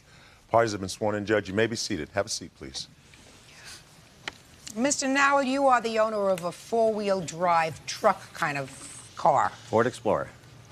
According to your complaint, your 16-year-old son, that's you, sit up, was driving this four-wheel drive truck, and the defendant's son, that's you, was you sit down. Okay, I'm sorry. Was a passenger in the front seat. According to your complaint, this young man damaged your car by pressing some sort of a button. To change it from two-wheel drive to four-wheel drive while the car was in motion. Truck was in motion. Yeah. And you say that because of that, there was damage to the car, $1,300 worth. Yeah, it was in perfect working condition until the boys went for a 15-minute ride to the Del Taco. Okay. You weren't in the car. No. Now up. What's your name? Kai. How long have you been driving? About 2 months. How long were you driving at the time that you had this young man as a passenger? A couple days. Days. Yeah. Who else was in the car other than the two of you? Those two guys, Jeff and Chris. So there were four of you all together. Right. So tell me what happened. You get in the car and your friends get in the car and you decide to take a little spin. We were going to Del Taco to get dinner, and we were just, driving, and Jared decided he wanted to push the four-wheel drive button. So he kept hitting it, and I asked him to stop, and I told him to stop, and I slapped his hand away and tried to make him stop, but he's bigger than me, and I was trying to drive and do it at the same time, so. Why didn't you stop the car? Because I thought he was, I don't know. Did you have any sense that that would damage the car? I thought it would do it if he did it enough, but I didn't think it would do that much damage. You wanted to say something, sir? Yeah, basically, his friend was in the back seat, and he's not a friend with the defendant, Jared West. And so there's a little intimidation. It's a new group of friends. He was trying to be in that thing. So he didn't just stop. He came home to us and told us when it happened, and that's the first thing he said to us was how disappointed he was that he let us down. He said I should have stopped the vehicle and just kicked him out. That's what he told us, and he was crying. Right. He was crying. He knew he didn't do the right thing. Okay. But he tried to do the right thing, but he didn't stop the car. Your name? Jared West, Your Honor. So you're driving as a passenger in this car? Yes, I was. Do you drive? Yes. What kind of a car do you drive? 1993 Pontiac Trans Am. What were you fooling around with the buttons for? Well, what he forgot to mention was that on the way to Del Taco, he stopped off and he was driving through a grassy knoll and hopped a couple curbs and stuff. And I figured since he was going over a grassy knoll. Going over a grassy knoll. What does that look like? There was like a park type area behind a Save-On drugstore. Mm-hmm. And he had jumped over a curb and went onto the grass. And I figured since he was going on the grass and stuff that he might want to be on four-wheel drive. And then he said he didn't want to, he didn't want me to do it. And then it just, I'm sorry to say, it sort of turned into a game after that. And I shouldn't have done it. I realize that. Don't put your hands up, sir. You weren't there. Did you go over a grassy knoll and go over some curbs when you were driving this car? Yes. Why'd you do that for? I just made a mistake. So it sounds to me as if both of you boys were acting irresponsibly with this car. Is that right? Yes. Is that right? Yes, I agree.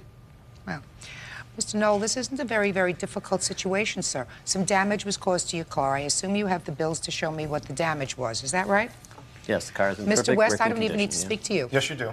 Well, just a second. The reason I don't need to speak to you, sir, is because you originally, according to these papers that I received, spoke to Mr. Knoll, and at that time you said to him, pretty much, that both boys were wrong, and that you were prepared to pay for half the damage that was caused to the car. I did some Didn't you? brief investigation before I made that offer. After they declined my offer, I had to do some further investigations, which I can show the court now, which show that what my son did not cause damage to that car. Oh, well, I'd like to hear that, sir. Here's a copy of the Ford Motor Company manual. And in the Ford Motor Company manual, if I may read it, Sure. it says to you, it says, the spin on the transmission transverse case on this 1991 Ford Explorer allows the shift between second high and four-wheel high to be made at any vehicle speed. Your Honor, once the car is engaged in four-wheel drive, the way you disengage this car from four-wheel drive is to back the car up in reverse.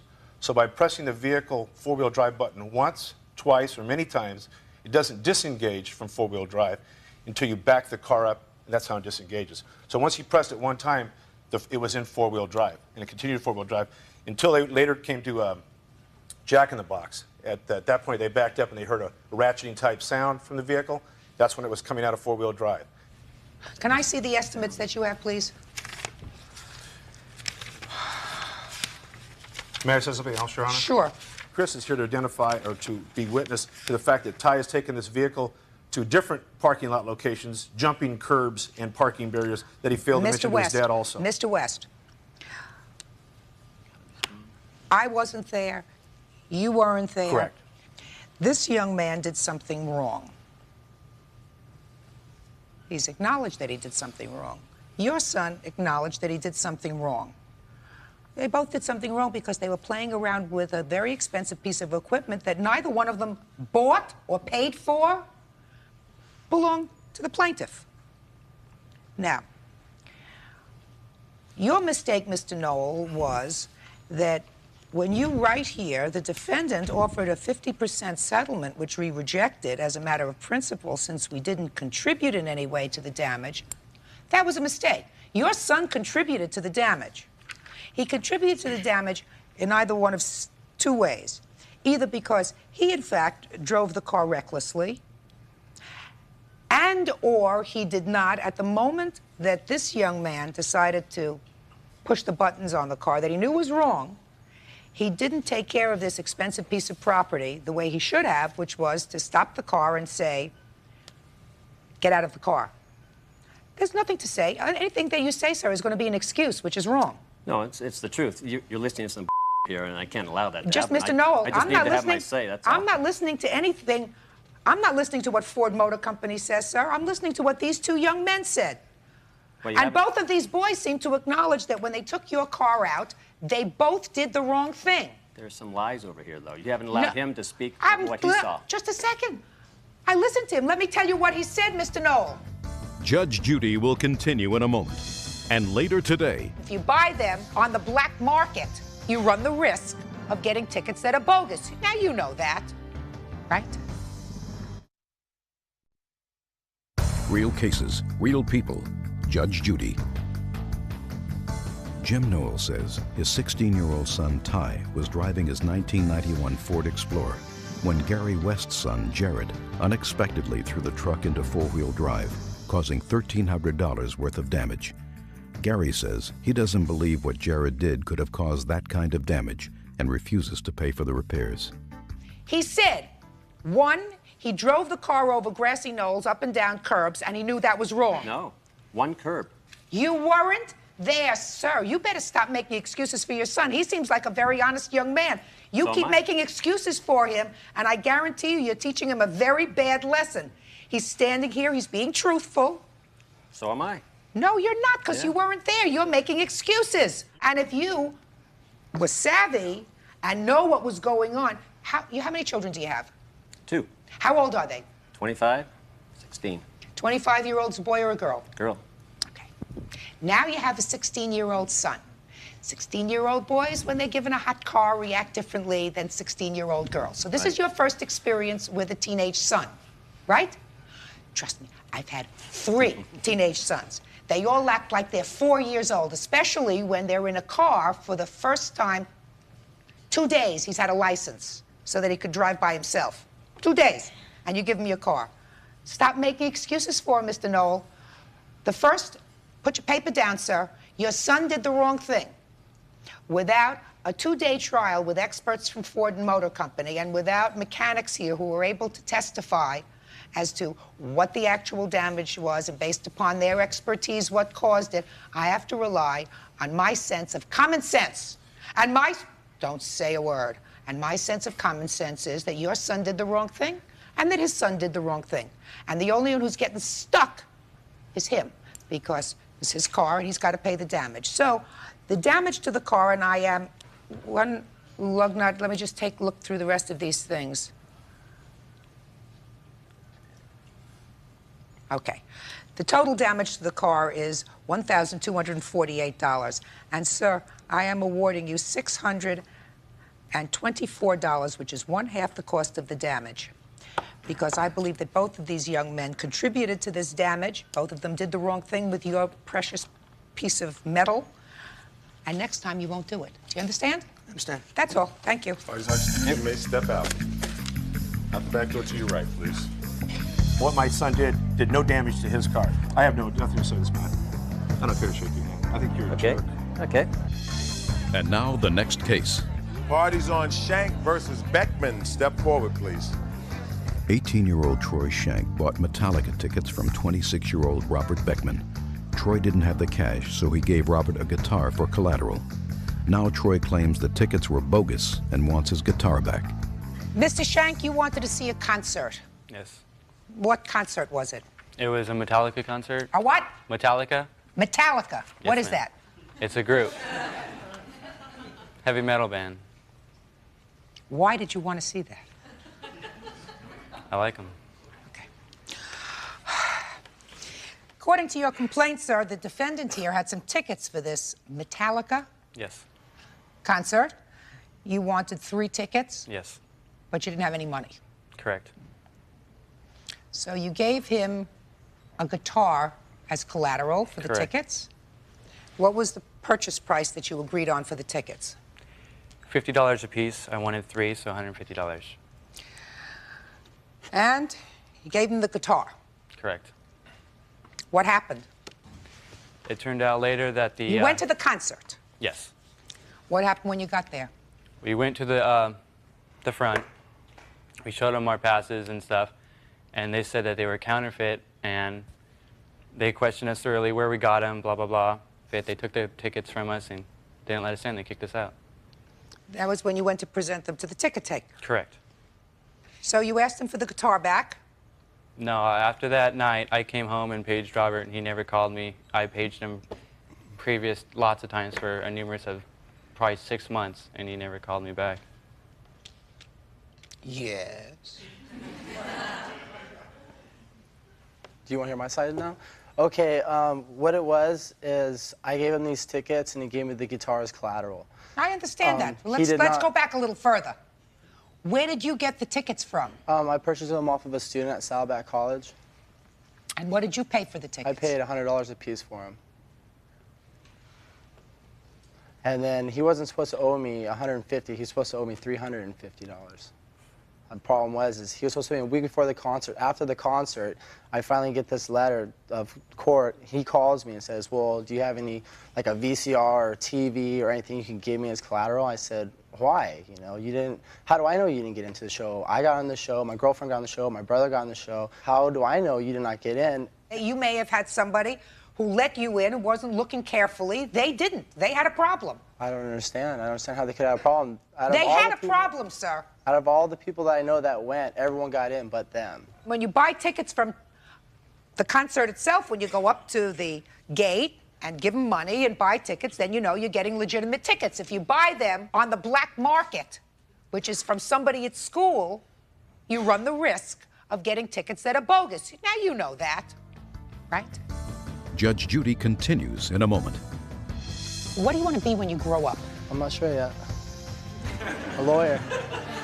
I would suggest you not decide on the ministry, sir. Real cases, real people. Judge Judy. Troy Shank claims the concert tickets he got from Robert Beckman were counterfeit. He wants the replacement value of a guitar he gave him for collateral. I believe the fact that you didn't get in with these tickets, and the law is very clear. You had a contract. You were going to pay the money to go to the concert. Correct. That's your contract. They didn't get into the concert, and therefore they got nothing in return for their money or their guitar, so you have to give them back the guitar. Do you understand? I don't have the guitar anymore. Why not? I sold it for the money that they owed me. They didn't owe you any money. Well, Let me see the receipt. I don't have the receipt. You don't have the receipt, you don't have the guitar. When did you sell the guitar? Probably about a month after the concert. But they buzzed you, they paged you immediately. Well, that night, I did not have my pager on me. I'd never take my pager to a concert. So, I mean, how would I return it? You got as many excuses as Carter has pills, sir. I don't want to tell you this. Unless you straighten out, this isn't the last court you're going to be in. Do you understand what I'm saying to you? Yes, I do. But the agreement was he was supposed to pay me a week before the concert. He did not pay me my money a week before the concert. Well, let us assume. So let me tell you. Let me it- tell you why, Mr. Beckman. You're standing there and I'm sitting here. Let me explain why. If I believed your story that the concert tickets were more than what they claim, and if they paged you, you would have called them back lickety-split because you would have thought to yourself, he's calling to make arrangements to pay me the money that he owes me. That's what would have gone on in my head if somebody owed me money. I better answer this page right away because I want to get my money. You, however, didn't have a page. You lost your page. You were busy. It was raining. It was snowing. A whole bunch of other excuses why you didn't return his page. And the truth of the matter is, you knew that there was trouble. Because there's no other reason for you not to have returned this page. All right, so you're guilty as charged. Now, the next question I have is, this bill for $1,000 for a guitar seems to me inflated. So let's talk about it. Okay. The guitar. How much did you pay for the guitar, and when? I paid $748 for it. Let me see the bill. I do not have the receipt. My mom is here to testify. She's the one who bought it. Fine. I'd like to hear from her. You sit down. Could you step up, please? I have a... Don't give me A. You have a mother. Okay. Mothers, I believe. Tell me your name. Hi, I'm Anita Shank, Troy's mother. Did you purchase this guitar? Yes, I did. And when did you purchase it for him? In '95. How much did you pay for it? Approximately $800. He says $748. Does Yeah. that sound right? Yes. Fine. Okay. You look like a nice young man who may have a bright future. Don't try to be a shortcut artist. Well, it never pays off, sir. Judge Judy will continue in a moment.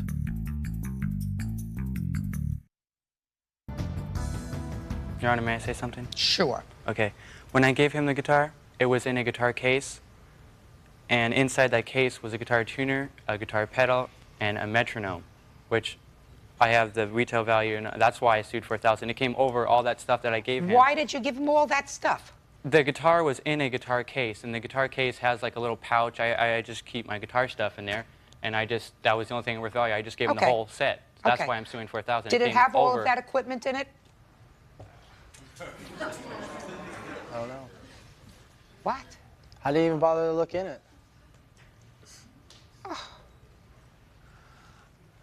I mean, it was just collateral for the tickets, you know? That's why I was suing No, for I $1,000. understand it was collateral for the tickets, but again, you want me to believe that somebody gave you collateral, you sold it, and when you sold it, you didn't open up the case, didn't show No, it to I anybody. looked in it. I mean, it just had like the strap for the guitar and, you know, little whammy things for the guitar and stuff like that. Do you go to school? Yes, I do. College?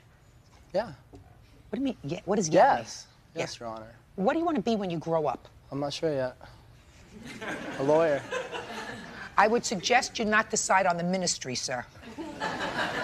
Judgment in this case is for the plaintiff in the amount requested, $1,000. That's all. Parties are excused. You may step out. Judge Judy will continue in a moment. And on the next Judge Judy.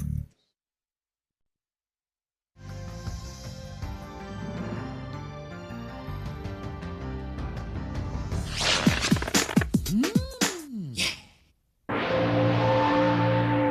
34-year-old male model Brian Buzzini is suing Charles Muniz, owner of Baby Janes of Hollywood. Brian is accusing Charles of selling unauthorized photographs of him to his fans.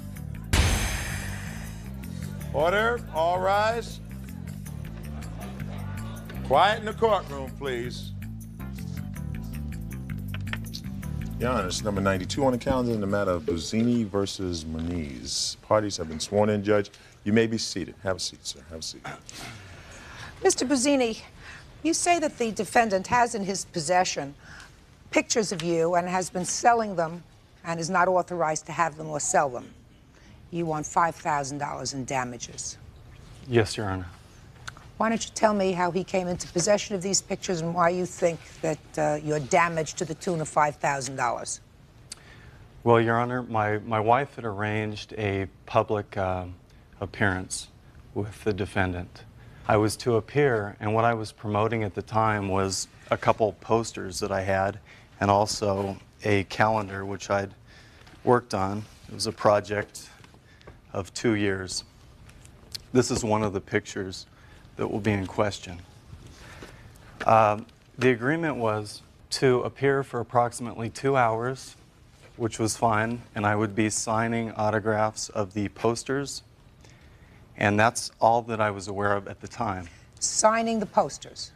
Posters, correct. Are you a model by trade, sir? Yes, ma'am. Go ahead. And I do have a portfolio here. This is my livelihood. And Okay. And Mr. Muniz? Muniz. You have a store that's called Baby Janes of Hollywood? Yes. What kind of store is this? Celebrity collectibles. And how do you make your money? Normally selling stills and posters and autographs. We have autograph sessions a couple times a year. And is this one of those autograph sessions that Yes. he arranged for? Mrs. Buzzini came to us to carry his posters, and she wanted to sell us all the posters. We don't normally stock non-movie posters. So what we agreed with her was we would give him 100% of the money for the poster sales as long as he would sign the other photographs that we had, which were from a Playgirl layout from 1985. He was Man of the Year. But we asked if she could supply us with another photo that was current and that he had clothes on, that we could use with the press and that he could sign at the event. How many photographs were you supposed to get for you to sell in exchange for letting him come in and sign his posters and sell them? We printed 50 of each image. There are 3 images. So you had 150 Yes. altogether that was supposed to be your property, and you were supposed to keep 100% of the revenues from those? No, he would get $5 for every signature that he put onto a photo. And if people came in with their own items, like their copies of Playgirl, he would get $5 for that also.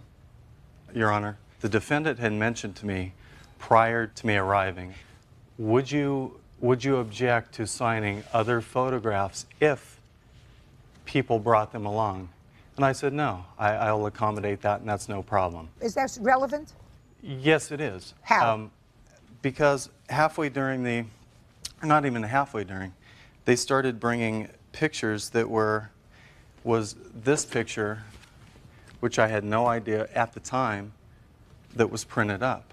This was not to be printed up. This is a project, Your Honor, that is in progress. I have not sold this yet. Who started bringing those pictures? Some of the fans that were lining up had a couple, there wasn't many. Most of them were the Playgirl, which I really didn't know that was going to happen either, that they would Well, they had to get that picture from someplace, sir. Well, they got it from Mr. Moniz, Okay. which I didn't understand. How did he get that? I gave him, not this particular picture, a larger, I believe, 11 by 14 print. My wife brought it to him to advertise that I would be there on January 11th. Your Honor, this is my livelihood. I'll just Mr. give you, Bazzini, I'm trying to understand. I'll give you an example. No, don't give me an example. I'm not. Well, this is. Listen to me. Okay, ma'am. Put it down. Put it down. I'm trying to show you my work, what I do for a lot of money, my livelihood, to raise my children and my family. Mr. Bazzini, this is a court, sir. Evidently, from your papers, and he acknowledges that you signed a bunch of them quickly, and he kept some of them. Is that correct? No, there were. He was paid for everything that he signed. There were leftover unsigned ones. So in the interim between the December appearance and today, probably 5 photos have been sold that were unsigned. And how much did you sell them for? $15. A piece? Yes. Okay. Now, Mr. Bazzini, that's what this lawsuit is about. Those, let us just say they were 5. Even if it's 1, yes. Okay. I want you to explain to me how you were damaged for $5,000. Your Honor, if I can physically show you the type of work that I've done that has brought me this commercial reel that I have is Mr. $1 million. Bazzini, this is not an opportunity for you to impress me with your work, sir. No. Well, I want you to explain to me how you're damaged. You sat at a desk, sir, and signed for $5 a piece the same pictures that he sold unsigned for $15 a piece. So it's not as if you didn't give away those pictures or sell those pictures when you were sitting there. So I don't understand where you come to $5,000, sir. Ma'am, when I have a letter here, if you will, from my agent that explains what I make per image. My agreement with Mr. Moniz was entirely to promote something, correct? It was just a minute, Mr. Bazzini, you're not following me. This is not a situation where they're invading your privacy, that they're using unauthorized pictures of you, that they're doing something in an underhanded fashion. They had some leftover pictures. You shouldn't have done that. You acknowledge, sir, that you shouldn't have sold those pictures. That wasn't part of your agreement. Well, in movie memorabilia, that's what everything is the leftover pictures from press kits. And I know, but was it your understanding with his wife that you could keep those? I understood that we could. If it was a problem, he's more than, I mean, we could love to destroy the photos. You want to say something? I'm the co-owner of Baby Jane of Hollywood. Roy Wyndham. Yes. And our entire agreement with Mr. Bazzini appearing was through his wife. We never once talked to Mr. Bazzini on the phone before the signing. That's a lie. I kept asking the wife, actually talking to a machine, saying that we need a current photograph for the day of the signing, and we needed a current photograph of him so we could advertise it, because the photograph that we had was him nude. And we can't advertise those in local newspapers. Judge Judy continues in a moment. I think your ego maybe is a little too big. You know, our story is Baby Jane of Hollywood, not Brian Bazzini of Hollywood. And later today, I don't think that once you pass the age of 2 or 3, you ought to show your rear end in public. So you keep the photographs. Yes, I will. real cases, real people. Judge Judy. 34-year-old model Brian Bazzini is suing the owner of Baby Jane's of Hollywood, Charles Muniz, for selling unauthorized photographs. Mr. Muniz says it was an oversight and not done out of malice. We're talking about the leftover pictures, pictures that you made extra of that were not used at the signing. Correct. That he is angry about because he said he was not paid for those pictures. We paid for everything to be printed. We paid for everything to be made. And when he came in, everything was available for customers to purchase that day. And he saw the quantity that we had of each. So? And the remainder was there to be sold. Well, but that's what he's saying. He's saying it was not his understanding that the remainder was going to stay with you to be sold.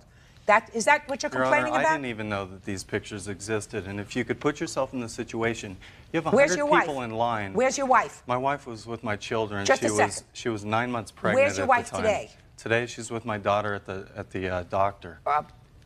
Mr. Bazzini. Well, I think You want to tell me what doctor it is? I'll give him a call. Oh, I don't know. Huh? I'm good at that. You want to tell me what doctor? Your wife was there, and your wife was the one who negotiated with these people what they were supposed to do. We haven't. Why don't you sit down? I have a picture here that he signed, this is a photograph that he's complaining about, that he autographed to me the day of the signing, so he knew that we had available in the store. He knew they were After the fact, sold. Your Honor, And after he the wrote fact, on there, I'm sitting there with 100 people in I appreciate the line. hospitality. Sit down, sir. Your We're Honor, reaching a point, sir, I where have I'm getting 100 frustrated because I'm right- getting frustrated also. I have 100 people in line. I can't stop it. I'll look like a damn prima donna. Pardon me. I look like a prima donna. I mean, what am I supposed to do? These pictures are starting to come. It's my understanding that I'm selling posters. I've traveled all over the world, and if you'd allow me to show you something, I could give you an idea of what I make. Sir, I this make is not an opportunity to you. $5,000 This is not an per opportunity appearance. Not $5. I was doing that more as a favor and to get something circulated. Mr. Pizzini, with a new. you're full of with a new baloney. Let me tell you why Well, you're full of baloney, sir. I've got letters. Let me there. tell you And I've why got you're full of everything baloney, else sir. there. You're full Tell of me. baloney, A, because your wife entered into these negotiations. You did not. Your wife is not here today. There's a reason for it, and it's not because she's with the doctor with your child. Two, you still Where's she at, haven't Brad? told me today why you believe you're entitled to $5,000. Your complaint is that he sold the pictures without your autograph, 5 of them, and you say that you're damaged to the tune of $5,000 when you sat there yourself and signed the same pictures for $5 a piece. Can I clarify something? Go ahead. I questioned it the first time this picture was presented to me to sign. I said, this is a project. I don't want this picture out. That's like revealing the cover of your book to the public before people see it. I questioned it. They said it's for a few of your wonderful fans or your best fans. Somebody said that, and I said, how do you define who's the best fan here? And I said, okay, fine. I mean, I'm sitting there in front of a bunch of people, ma'am. I don't want to make a ruckus. Fine. Just a second. So you said, okay, fine, and you signed them. The alternative was to walk out. Does that make me look? That doesn't make me look too great in front of people that sat in line for me, Your Honor. Sir. I mean, that's your option. If they presented you with pictures and you didn't want to sign them, you could have said, I'm not signing those. I'm just signing my posters, or I'll sign the photographs that people come with. Well, that's good publicity. Fine. I You mean- sold 5 pictures of him? Yes. And you sold them for $15 a piece? Yes. Ma'am, can I just show you a letter from my agent? No. To give you an idea? I mean, Absolutely not. I'm not interested in a letter from your agent. That is billboards all over the world for 5, 10, 20 grand. Mr. And I, Pizzini, how much did you make for present the... that. Hey, Pardon me? how much did you make for the whole day?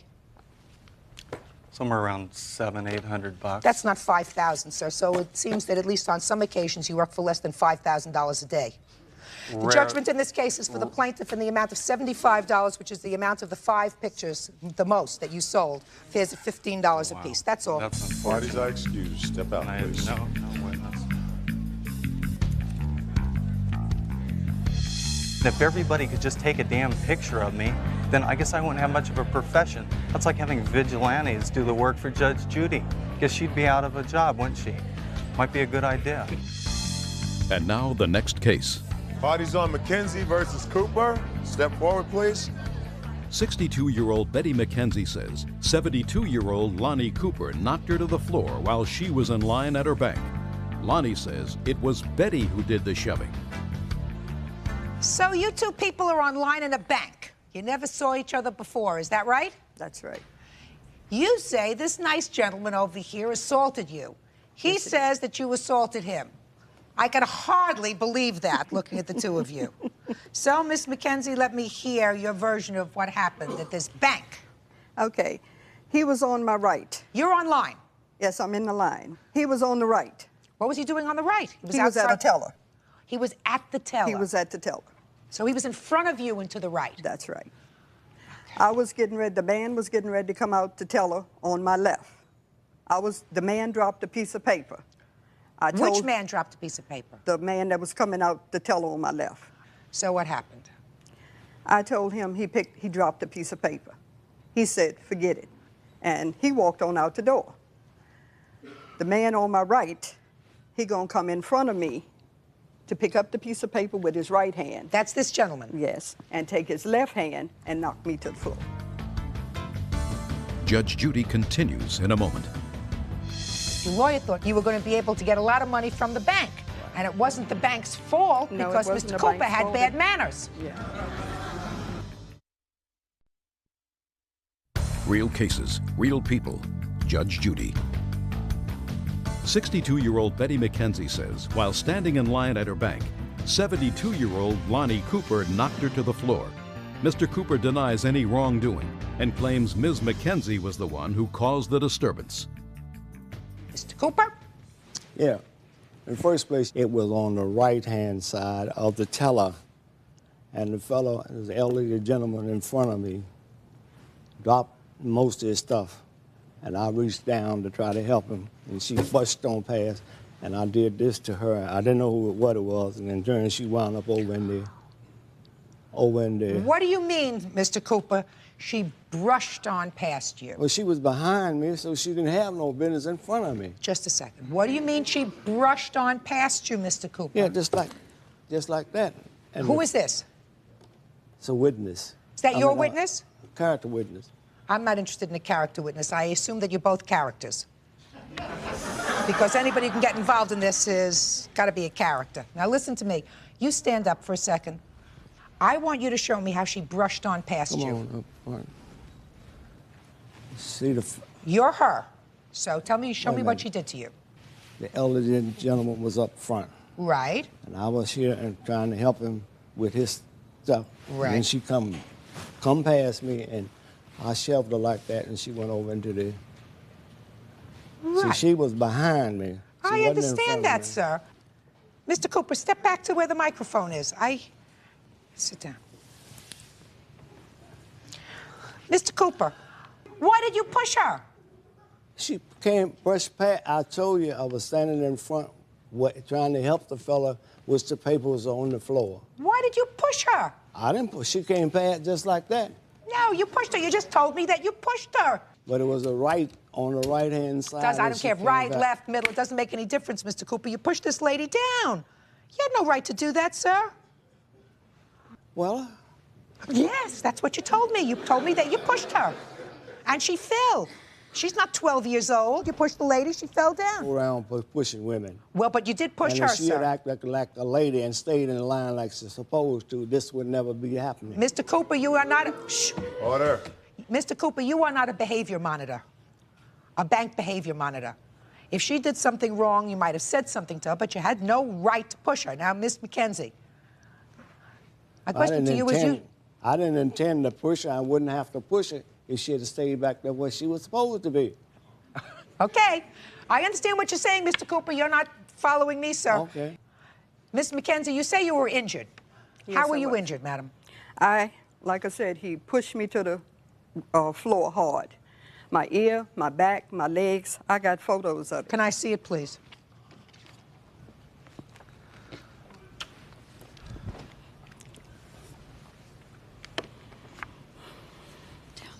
Ooh, that's a nasty. That's just between you and me, okay? Do you have doctor's reports? Yes, I do. May I see them, please? I don't think that once you pass the age of 2 or 3, you ought to show your rear end in public. I mean, that's a... So you keep the photographs. Yes, I will. How would she get past me if I'm in front of her? Mr. Cooper, stop being a nudnik. Judge Judy is ready to rule. You had medical bills of $2,645? That's one of them. When did this incident occur? What date? The 4th of March. This wouldn't have happened if she had been a lady and stayed back there where she was supposed to be.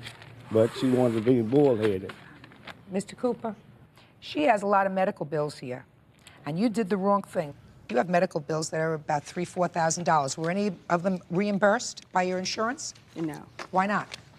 I had got a lawyer at first, but he had thought it was the bank. And then when he found out it wasn't a bank, then I he had to take it dropped on my... Yes. Don't you have medical insurance? I had Medicaid. Did you submit these bills to Medicaid? No, well, my doctor had told me not to do that. Your doctor told you not to do that because your lawyer thought he was going to be able to work up a big medical bill so that you were going to be able to get a lot of money from the bank. Right. And it wasn't the bank's fault No, because it wasn't Mr. the Cooper bank's had fault. bad manners. Yeah. But I think, Mr. Cooper, that what you did to this lady was wrong, and she suffered for months as a result of your pushing her. She's suing for $5,000. That's what I'm giving her, $5,000, judgment for the plaintiff. That's all. Parties are excused. You may step out. Thank you. Out the back door to your right, please. Judge Judy continues in a moment. And on the next Judge Judy. It appears that this lady was just trying to get money, and that's exactly what she got. And if her, she takes that much. I have 2 witnesses. No, it's just another example of people just ripping you off. I'm through.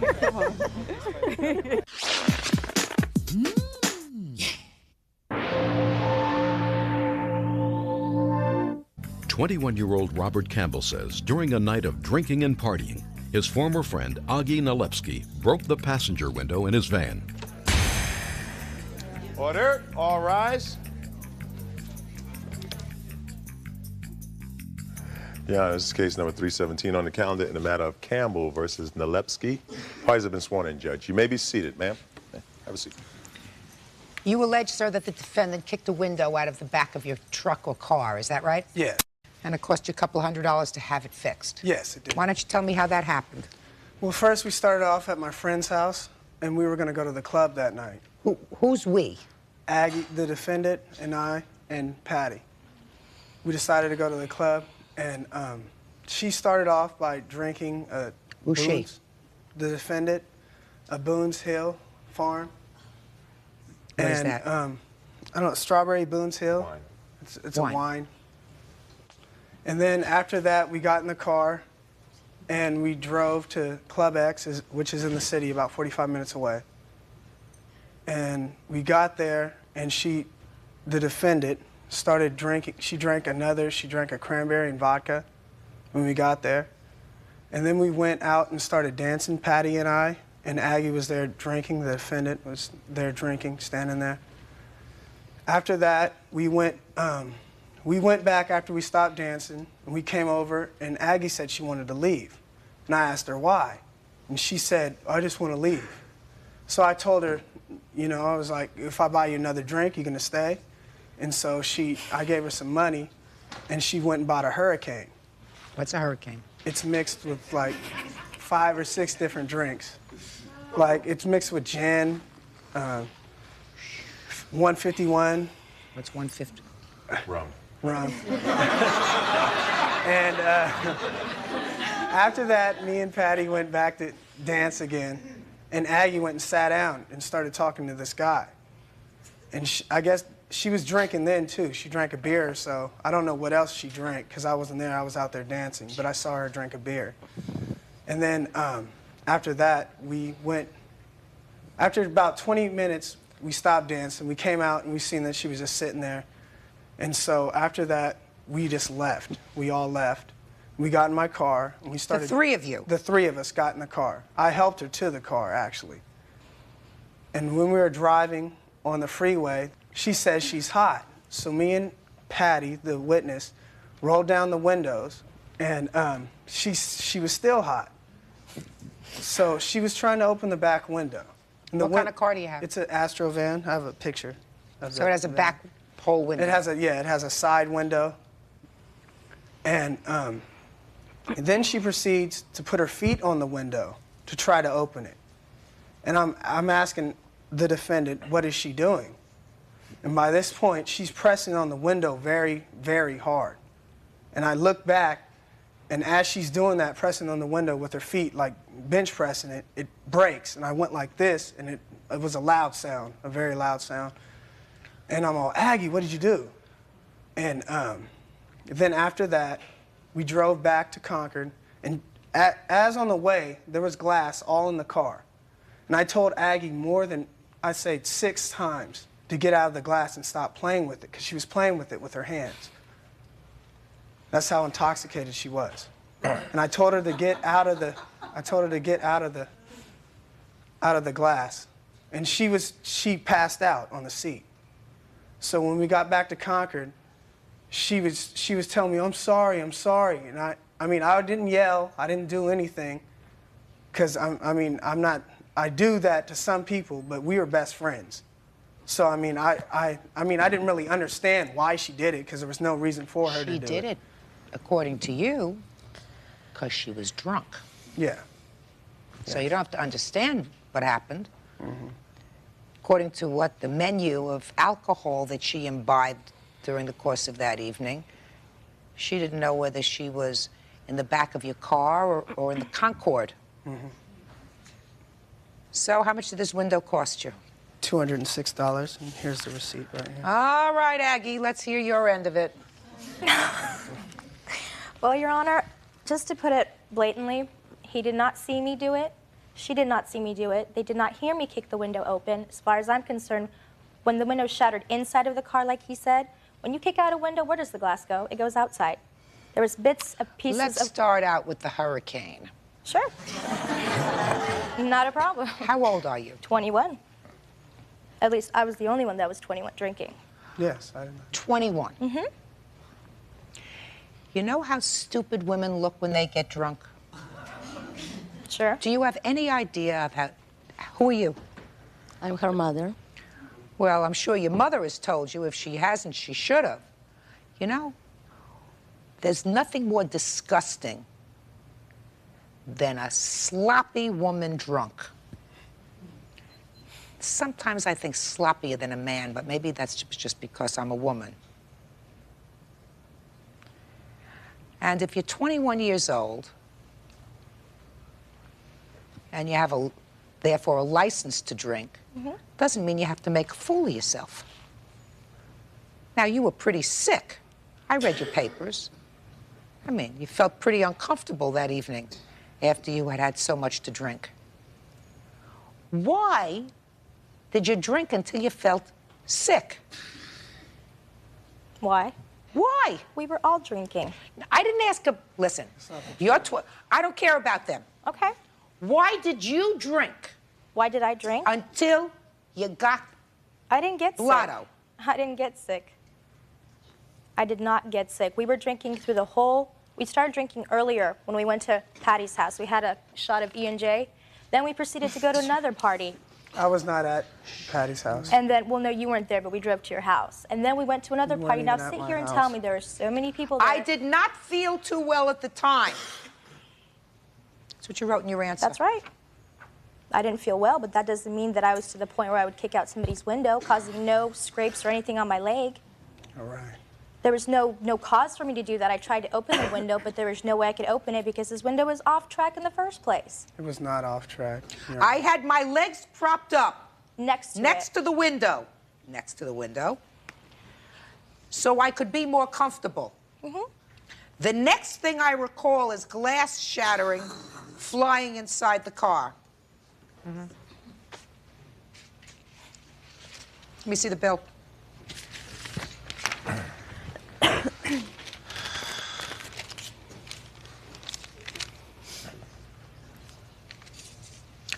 Were you there when your daughter got home? Yes, I was. Yes, I was. Now step up here. Tell me your name. Danuta. Does your daughter come home intoxicated often? No. But this isn't the first time. Not first. Judge Judy will continue in a moment. You know, when you're 21 years old, you're dumb and you do things that are stupid with alcohol. I don't know why people do that when they're young. And later today, You seem like a nice person. How a nice person could keep tasting their own foot, I'll never understand.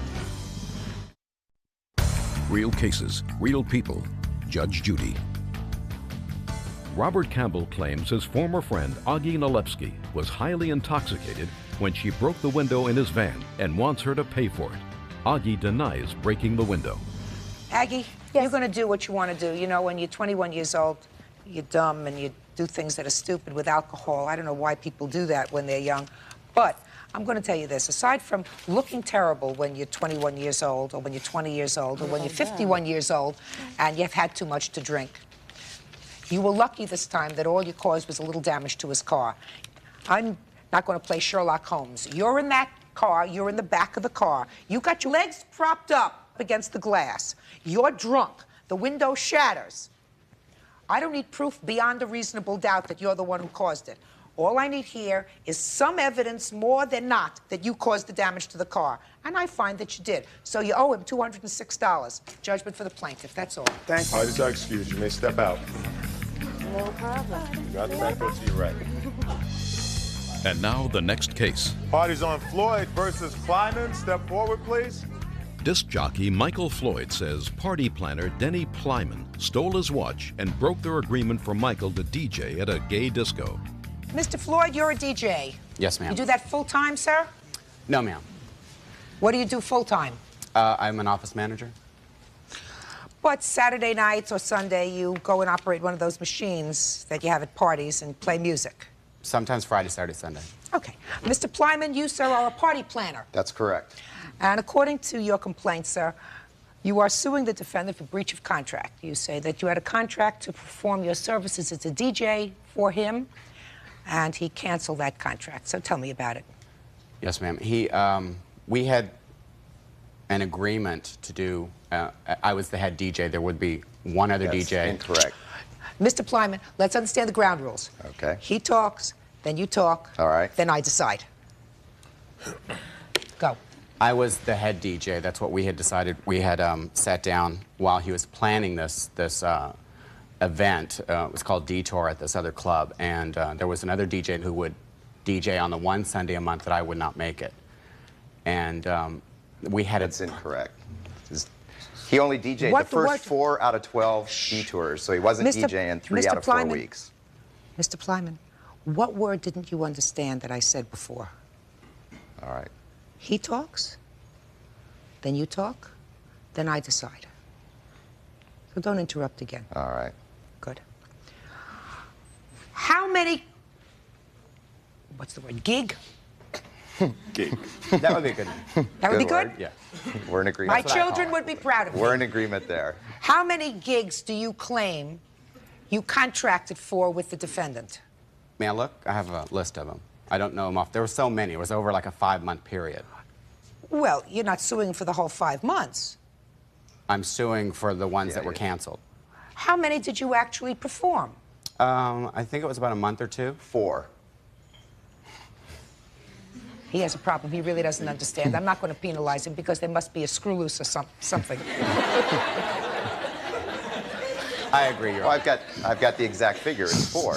It's a very simple question. You'll tell me that in a minute, but right now, you see, I was focused on him, Mr. Plyman. Mr. Floyd, do you have a written contract with him? No, ma'am, we don't. Well, if you were going to have an employment contract that went beyond, say, a month or 2, it would seem to me that if you are in this business as a profession, even if it's a part-time profession, that you have something in writing. Wouldn't that sound right to you? Yes, ma'am. Normally I do. Yes. But Denny was my best friend, and I was helping him get a business started. Right. And I didn't feel that I needed that, but I do have from my date book that he and I sat down and booked these dates. Yes. So that's the only actual evidence that I have, and I'm just hoping that he will feel the need to tell the truth. Well, when you sat down and booked the events with him, what kind of parties were these, by the way, that you were booking? They're tea dances, which is a dance on Sunday afternoon. It's disco music. We do it at a country western bar, but once a week we do a regular disco fun music, not country music. And it's called a tea dance. It's called a tea dance. It's on Sunday afternoons. It No starts booze. at 5 o'clock. No, yeah, No. there's plenty of booze. Oh, so why do they call it a tea dance? That's the name for the booze. I The can tea. tell you why. Yes. It goes back a long time. About 20 years ago, people used to get together on a Sunday, and they would dish other people or tell the tea, gossip, and that's where it that I Gossip, understand. right. That's where. Okay. After they've where been to the the beach name- all day, or who was with whoever the night before, and Okay, I things got along you. that So line. they That's call where it- the name the tea dance came from, and it escalated into where they'd have a DJ and there'd be dancing and people would have to be having fun. Sounds like fun. It is. Now, you were running these things, so you were like a promoter. That's correct. It's my production. And I assume that you will agree, Mr. Plyman, that at the beginning, when you set up this process, you did in fact sit down with Mr. Floyd. You were good friends. We were. And say, we're going to do these for 6 months, That's right. and these are the Sundays. Is that right? That's correct. And it's one thing that's important to show is he's been paid for every service that he has performed. I don't think that he's questioning that. Okay. Is that right, sir? Yes, ma'am. I'm You not were questioning. paid each time that you went. Exactly. How much were you paid, by the way? Sometimes was $200, sometimes $230, sometimes $220. Well, actually, that's the only thing we do have an agreement on. We sat down and did make a written agreement on that, and what we paid him was $235, and I've got a copy of that. Can I see that, please? What that included was his services, and then I paid for him to take the Amtrak down to San Diego and back, and then I either paid for his lodging or he stayed at my home. Now, is this a writing that you entered into? Just take a look at it. That would be our agreement that we based on what we said. One of the other things that's important is he said in his opening that he was the head DJ. That's in his mind. Would you look at that, sir? I asked you a question. Mr. Plyman doesn't know where he is. I'm going to remind him of that in a minute. No, ma'am. This is not. Michael, Just this a was second. made up Mr. afterwards, Plyman, obviously. you never saw that before? No. That's a lie. We agreed to that. Well, that was just your a second. payment. Mr. Plyman, if you talk to him again, sir, I'm going to end this lawsuit. And so far you're winning, but you're coming so close to losing because you don't know when to shut up that it's really very sad, because a trial is supposed to be a search for the truth. When a litigant who seems to be winning keeps shooting himself in the foot and yet appears to be an intelligent man, I don't understand that. Judge Judy will continue in a moment. Mr. Plyman, I'm going to give you some really good advice, sir. When you try to take over Judge's playpen, you're always going to lose.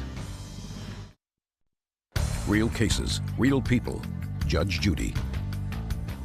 DJ Michael Floyd says party planner Denny Plyman broke their agreement for Michael to DJ at a gay disco. Denny claims he had every right to fire Michael and owes him nothing. Mr. Plyman, one of the problems with this, sir, is I'm going to tell you what that is. I'm not going to consider it. He says he's never seen it before. And if, in fact, this was your agreement and you're a businessman, what you should have done was you sign it and have him sign it. I understand that. But, Mr. Floyd, do you have any proof of any engagements that you actually turned down at or about the time that your agreement, not contract, but agreement with the defendant was terminated? Do I have any proof? Yes. Not with me, Your Honor. I had turned down San Diego Gay Pride because he told me that I was going to work for him for 2 events that he was doing. He was doing 4, I think, and I was going to do 2 of them. I had offered, when we first had our disagreement, he brought up the idea that, you know, as somewhat of a severance pay, that I pay him $200 to afford him like 2 weeks down the road he had a date. And me being a new businessman, a small businessman, I thought, you know what, I really want to do the right thing here. So I thought about it a couple days, and then I called him back, and I said, you know, I would be happy to send you that $200, but I asked one thing. I said, I'm going to need you to sign an agreement. I finally clicked in and understood that I probably should have an agreement at this point in time, that this will be the end of our, I put the payment of $200 in 2 $200 increments will be paid by May 31st and is provided as a goodwill gesture by Denny Plyman, owner of Focus Events. This payment will finalize our working relationship and any monies due of this date. And it's at that point that he got all pissed off, like I didn't trust him because I felt like he would take me to court or something, and he wouldn't sign that. Now, he never saw this, but I read it to him over the phone because I was going to send it to him, have him sign it, and send it back to me, and then I would have sent him the money. That's also not entirely true, Your Honor. Well, not entirely true, but did you call and discuss with him some sort of solution to this problem? I attempted. He never did. I attempted on several occasions to call him. At that point, how you could say I didn't attempt to make a solution is incredible. I have it written right here. That's not proof. That could have been written at any time. Mr. Floyd, he did in fact offer you a couple of $100s to resolve this issue. Yes, and at he his did it, suggestion. And he did.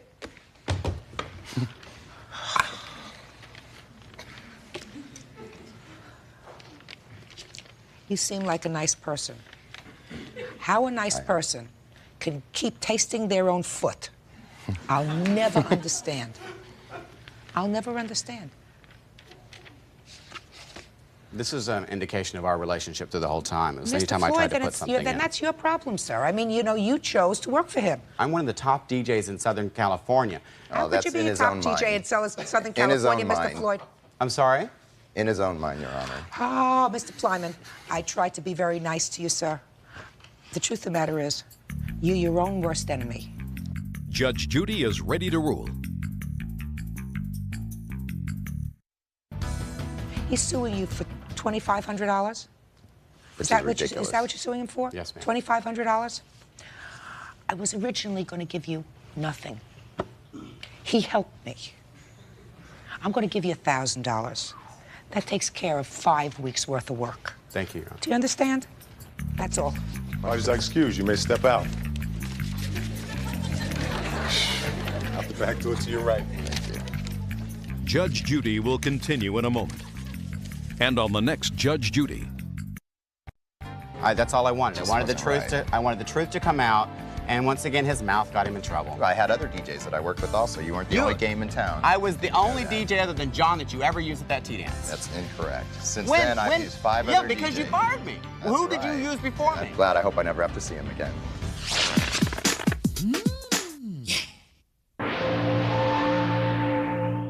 With Foster Reader.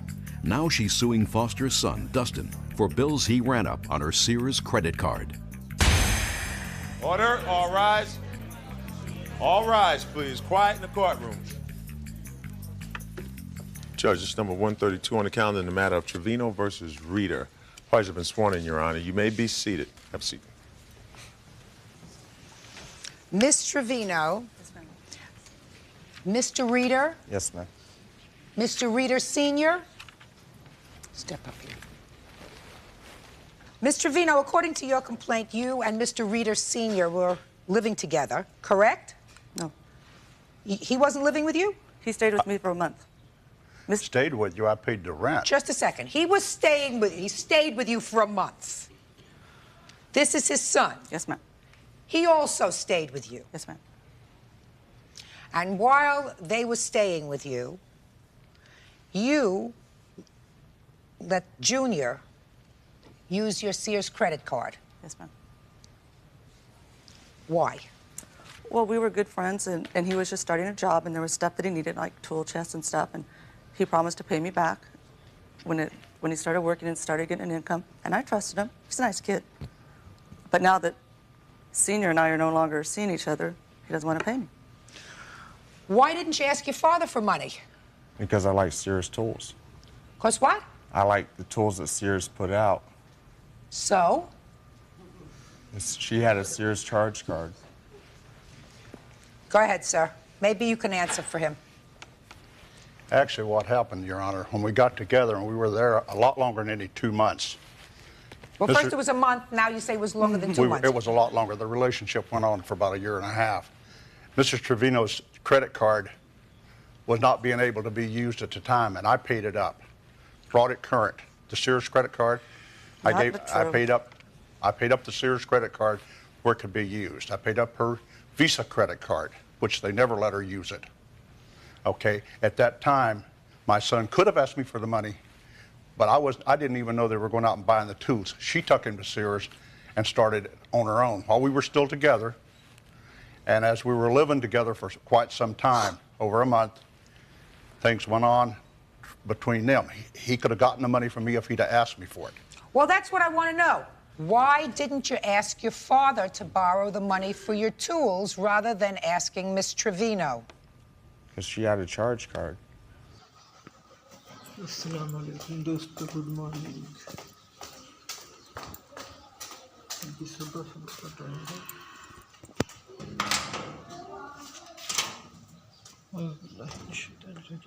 बिस्मिल्लाहिर्रहमानिर्रहीम। अल्लाह ला इलाहा इल्ला हुवा यअलमु मा बैना अयदीहिम व मा खल्फहम।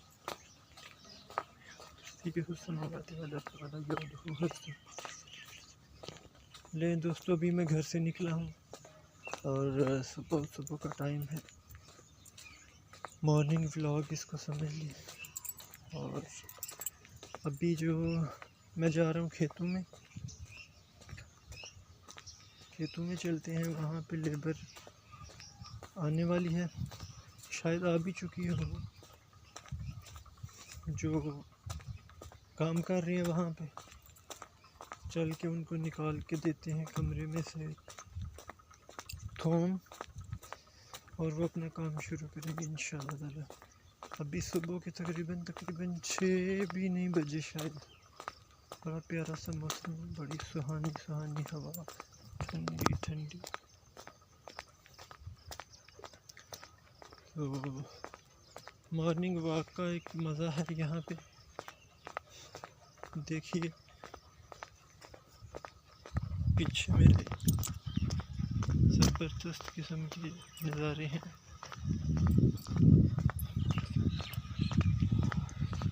गांव की लाइफ का मज़ा तो है।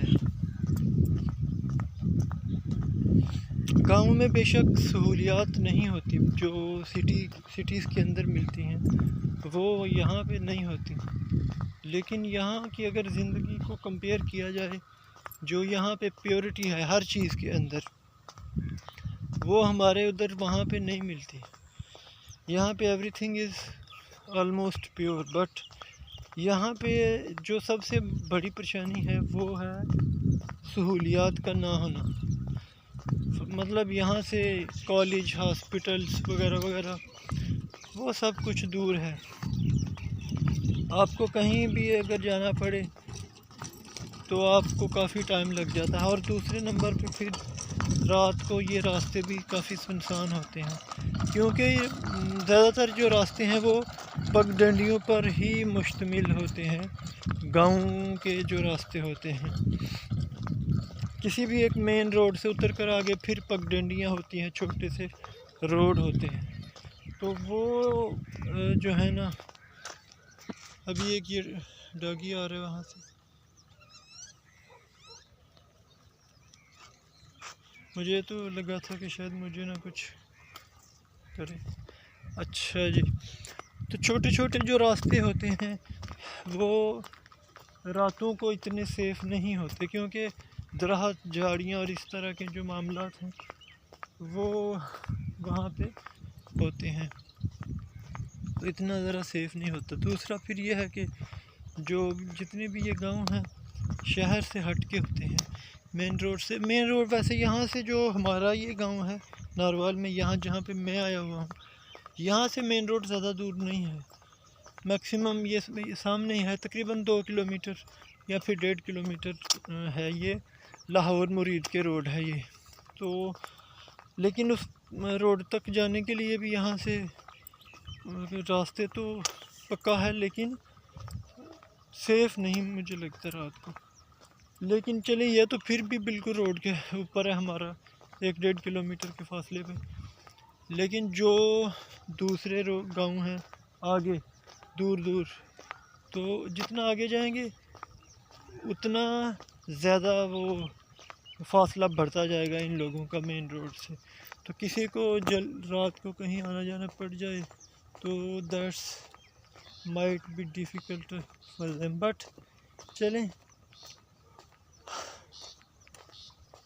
ये पक्का रोड है जिस पे मैं भी वर्क कर रहा हूँ। ये देखिए, ये मेन रोड नहीं है, ये लिंक रोड है, एक से दूसरे गांव को कनेक्ट करता है। हमारा जो गांव है ये पीछे नज़र आ रहा है, ये सामने, ये ऊपर, ये घर है हमारा जहाँ से अभी मैं निकल के आ रहा। वो पीछे जो नज़र आ रहा है ऊपर टैंकी बनी हुई है, और नीचे स्कूल की एक दीवार है। यहाँ से अभी मैं आया निकल के। अब हमारा जो सफ़र है वो शुरू है, ये देखिए खेतों में, अब सीधे खेतों में। ये कच्चा रास्ता है, ये सीधा जाएगा हमारे खेतों में, और बाकी की रिकॉर्डिंग अब वहीं पे चल के करेंगे इंशाल्लाह ताला। अभी जो दिन है ये हैं अक्टूबर के, तकरीबन आज 8 अक्टूबर 2020 है, और दिन है आज जुमेरात का। सर्दियां जो हैं वो भी बस स्टार्ट होने वाली हैं। इस वक्त मौसम बड़ा नॉर्मल सा है, सर्दी सर्दी है हल्की सी, लेकिन इतनी भी नहीं कि वो बर्दाश्त ना हो या फिर ज़्यादा सर्दी हो। बड़ा मज़ेदार सा, गर्मी नहीं है, सर्दी सर्दी है। दोपहर के टाइम थोड़ा सा होता है मौसम गर्म, वो भी जब पीक पे होता है सूरज। तो अगर आप उस वक्त अगर आप सूरज के नीचे रहें, खुले मैदान में, खुले आसमान में, जैसे हम खेतों में होते हैं, तो फिर थोड़ी सी गर्मी फ़ील होती है। बट अगर आप छाँव में चले जाएं तो फिर बड़ा ज़बरदस्त मौसम हो जाता है। तो अभी सुबह सुबह है, शबनम जो है वो पूरी तरह जो है वो फसल पे पड़ी हुई है। ये आप देख सकते हैं, ये देखिए, ये मुंजी की फसल है। मुंजी यानी चावल, चावल की फसल है ये, और ये आलमोस्ट अब पकने वाली है। तकरीबन 1 मंथ इसको चाहिए अब फर्दर मुकम्मल तौर पे पकने के लिए। तो इसी के साथ जब ये इसकी कटाई होती है तो और दूसरी फसलें लगती हैं आजकल इसकी कटाई से पहले, जैसे थोम है, हम तो अल्हम्दुलिल्लाह अभी थोम लगा रहे हैं। इसके साथ हम इंशाल्लाह वो प्याज लगाएंगे।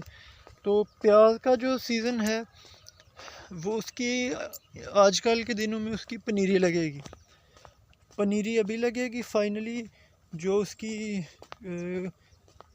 ट्रांसप्लांट है वो तकरीबन 2 माह बाद यानी दिसंबर में होगी। लेकिन अब भी फौरी तौर पे जो लगेगी ना इंशाल्लाह ताला आजकल में वो हम लगाएंगे इसकी पनीरी। पनीरी जब हो जाती है 1 से 1.5 मंथ की, फिर उसकी ज़मीन की तैयारी वगैरह करने के बाद उसको हम ट्रांसप्लांट करेंगे इंशाल्लाह ताला उसके खेत में। तो आजकल के दिनों में जो लगने वाली फसलें हैं उसमें और भी काफ़ी हैं, मटर, भिंडी और इस तरह की काफ़ी सब्ज़ियां हैं। लेकिन वो सारा कुछ तो हम फ़िलहाल नहीं लगा रहे, इंशाल्लाह ताला आने वाले दिनों में वो भी लगाएंगे। फ़िलहाल जो हमारा फोकस है वो है गार्लिक पे, और उसके बाद हम प्याज इंशाल्लाह लगाएंगे। ये सारा करने के बाद फिर नेक्स्ट सीज़न में देखते हैं इंशाल्लाह। अल्लाह पाक करम करें, इसकी प्रोग्रेस और रिज़ल्ट और रिपोर्ट रेट वगैरह अच्छा रहे तो इंशाल्लाह अगले साल जो है फिर हम फर्दर इसमें इजाफ़ा भी करेंगे इंशाल्लाह ताला। तो अब भी जो है मैं वो पहुंच चुका हूं ऑलमोस्ट अपने खेतों में। यहाँ से थोड़ी सी हो जाए जॉगिंग, दौड़ लगा लेते हैं थोड़ी सी। सुबह सुबह मॉर्निंग में क्या बात है, देसी माहौल के मज़े, ताज़ा फ्रेश एयर, बिल्कुल पाक साफ, कोई ऑक्सीजन नहीं, सॉरी कोई कार्बन डाई नहीं और किसी किस्म का कोई इसमें पोल्यूशन नहीं, साफ शफाफ। ये हमारी ज़मीन की शुरुआत है माशाल्लाह। ये जो नज़र आ रही है आपको फसल, ये हमारी ज़मीन का जो स्टार्ट है वो है, यहाँ से शुरू है और फिर अल्हम्दुलिल्लाह वो एंड तक आगे काफ़ी दूर तक जाती है और सारी जो है वो इसी रास्ते के ऊपर है। अब वो अगर दिखाने निकल गया वो फिर काफ़ी टाइम लग जाएगा, वो इंशाल्लाह फिर किसी टाइम दिखाऊंगा आपको। फ़िलहाल इस पे फोकस करते हैं। ये देखिए, इसी के साथ आगे ये वाला खेत जिसमें हम लगा रहे हैं अपना गार्लिक लगाने के बाद इसमें हम कुछ और देखेंगे। ये देखिए, ये गार्लिक के वो ऊपर वाले छिलके वगैरह पड़े हुए हैं। इसी तरह कुछ उधर पड़े हुए हैं जहाँ पे हमारी मोटर का कमरा है, वो सामने, वो उधर भी पड़े हुए हैं। वो आम का दरख्त है, सुखचैन, और उसके साथ जामन है, वो आपको जो झुंड नज़र आ रहा है सामने उसमें। तो अभी आने वाले हैं बंदे। अब मैं देख लूँ ज़रा, रात को पानी जो लगाया था उसकी सिचुएशन देख लूँ क्या सिचुएशन है। तो मुझे इजाज़त दीजिए, 10 मिनट की वीडियो बन चुकी है। बहुत शुक्रिया, thank you so much for watching this video. इस तरह की इंटरेस्टिंग वीडियो देखने के लिए प्लीज़ सब्सक्राइब कीजिए और लाइक, कमेंट और शेयर ज़रूर कीजिए। इंशाल्लाह ताला आने वाले दिनों में और भी व्लॉग्स आते रहेंगे। Thank you so much. Allah हाफिज़।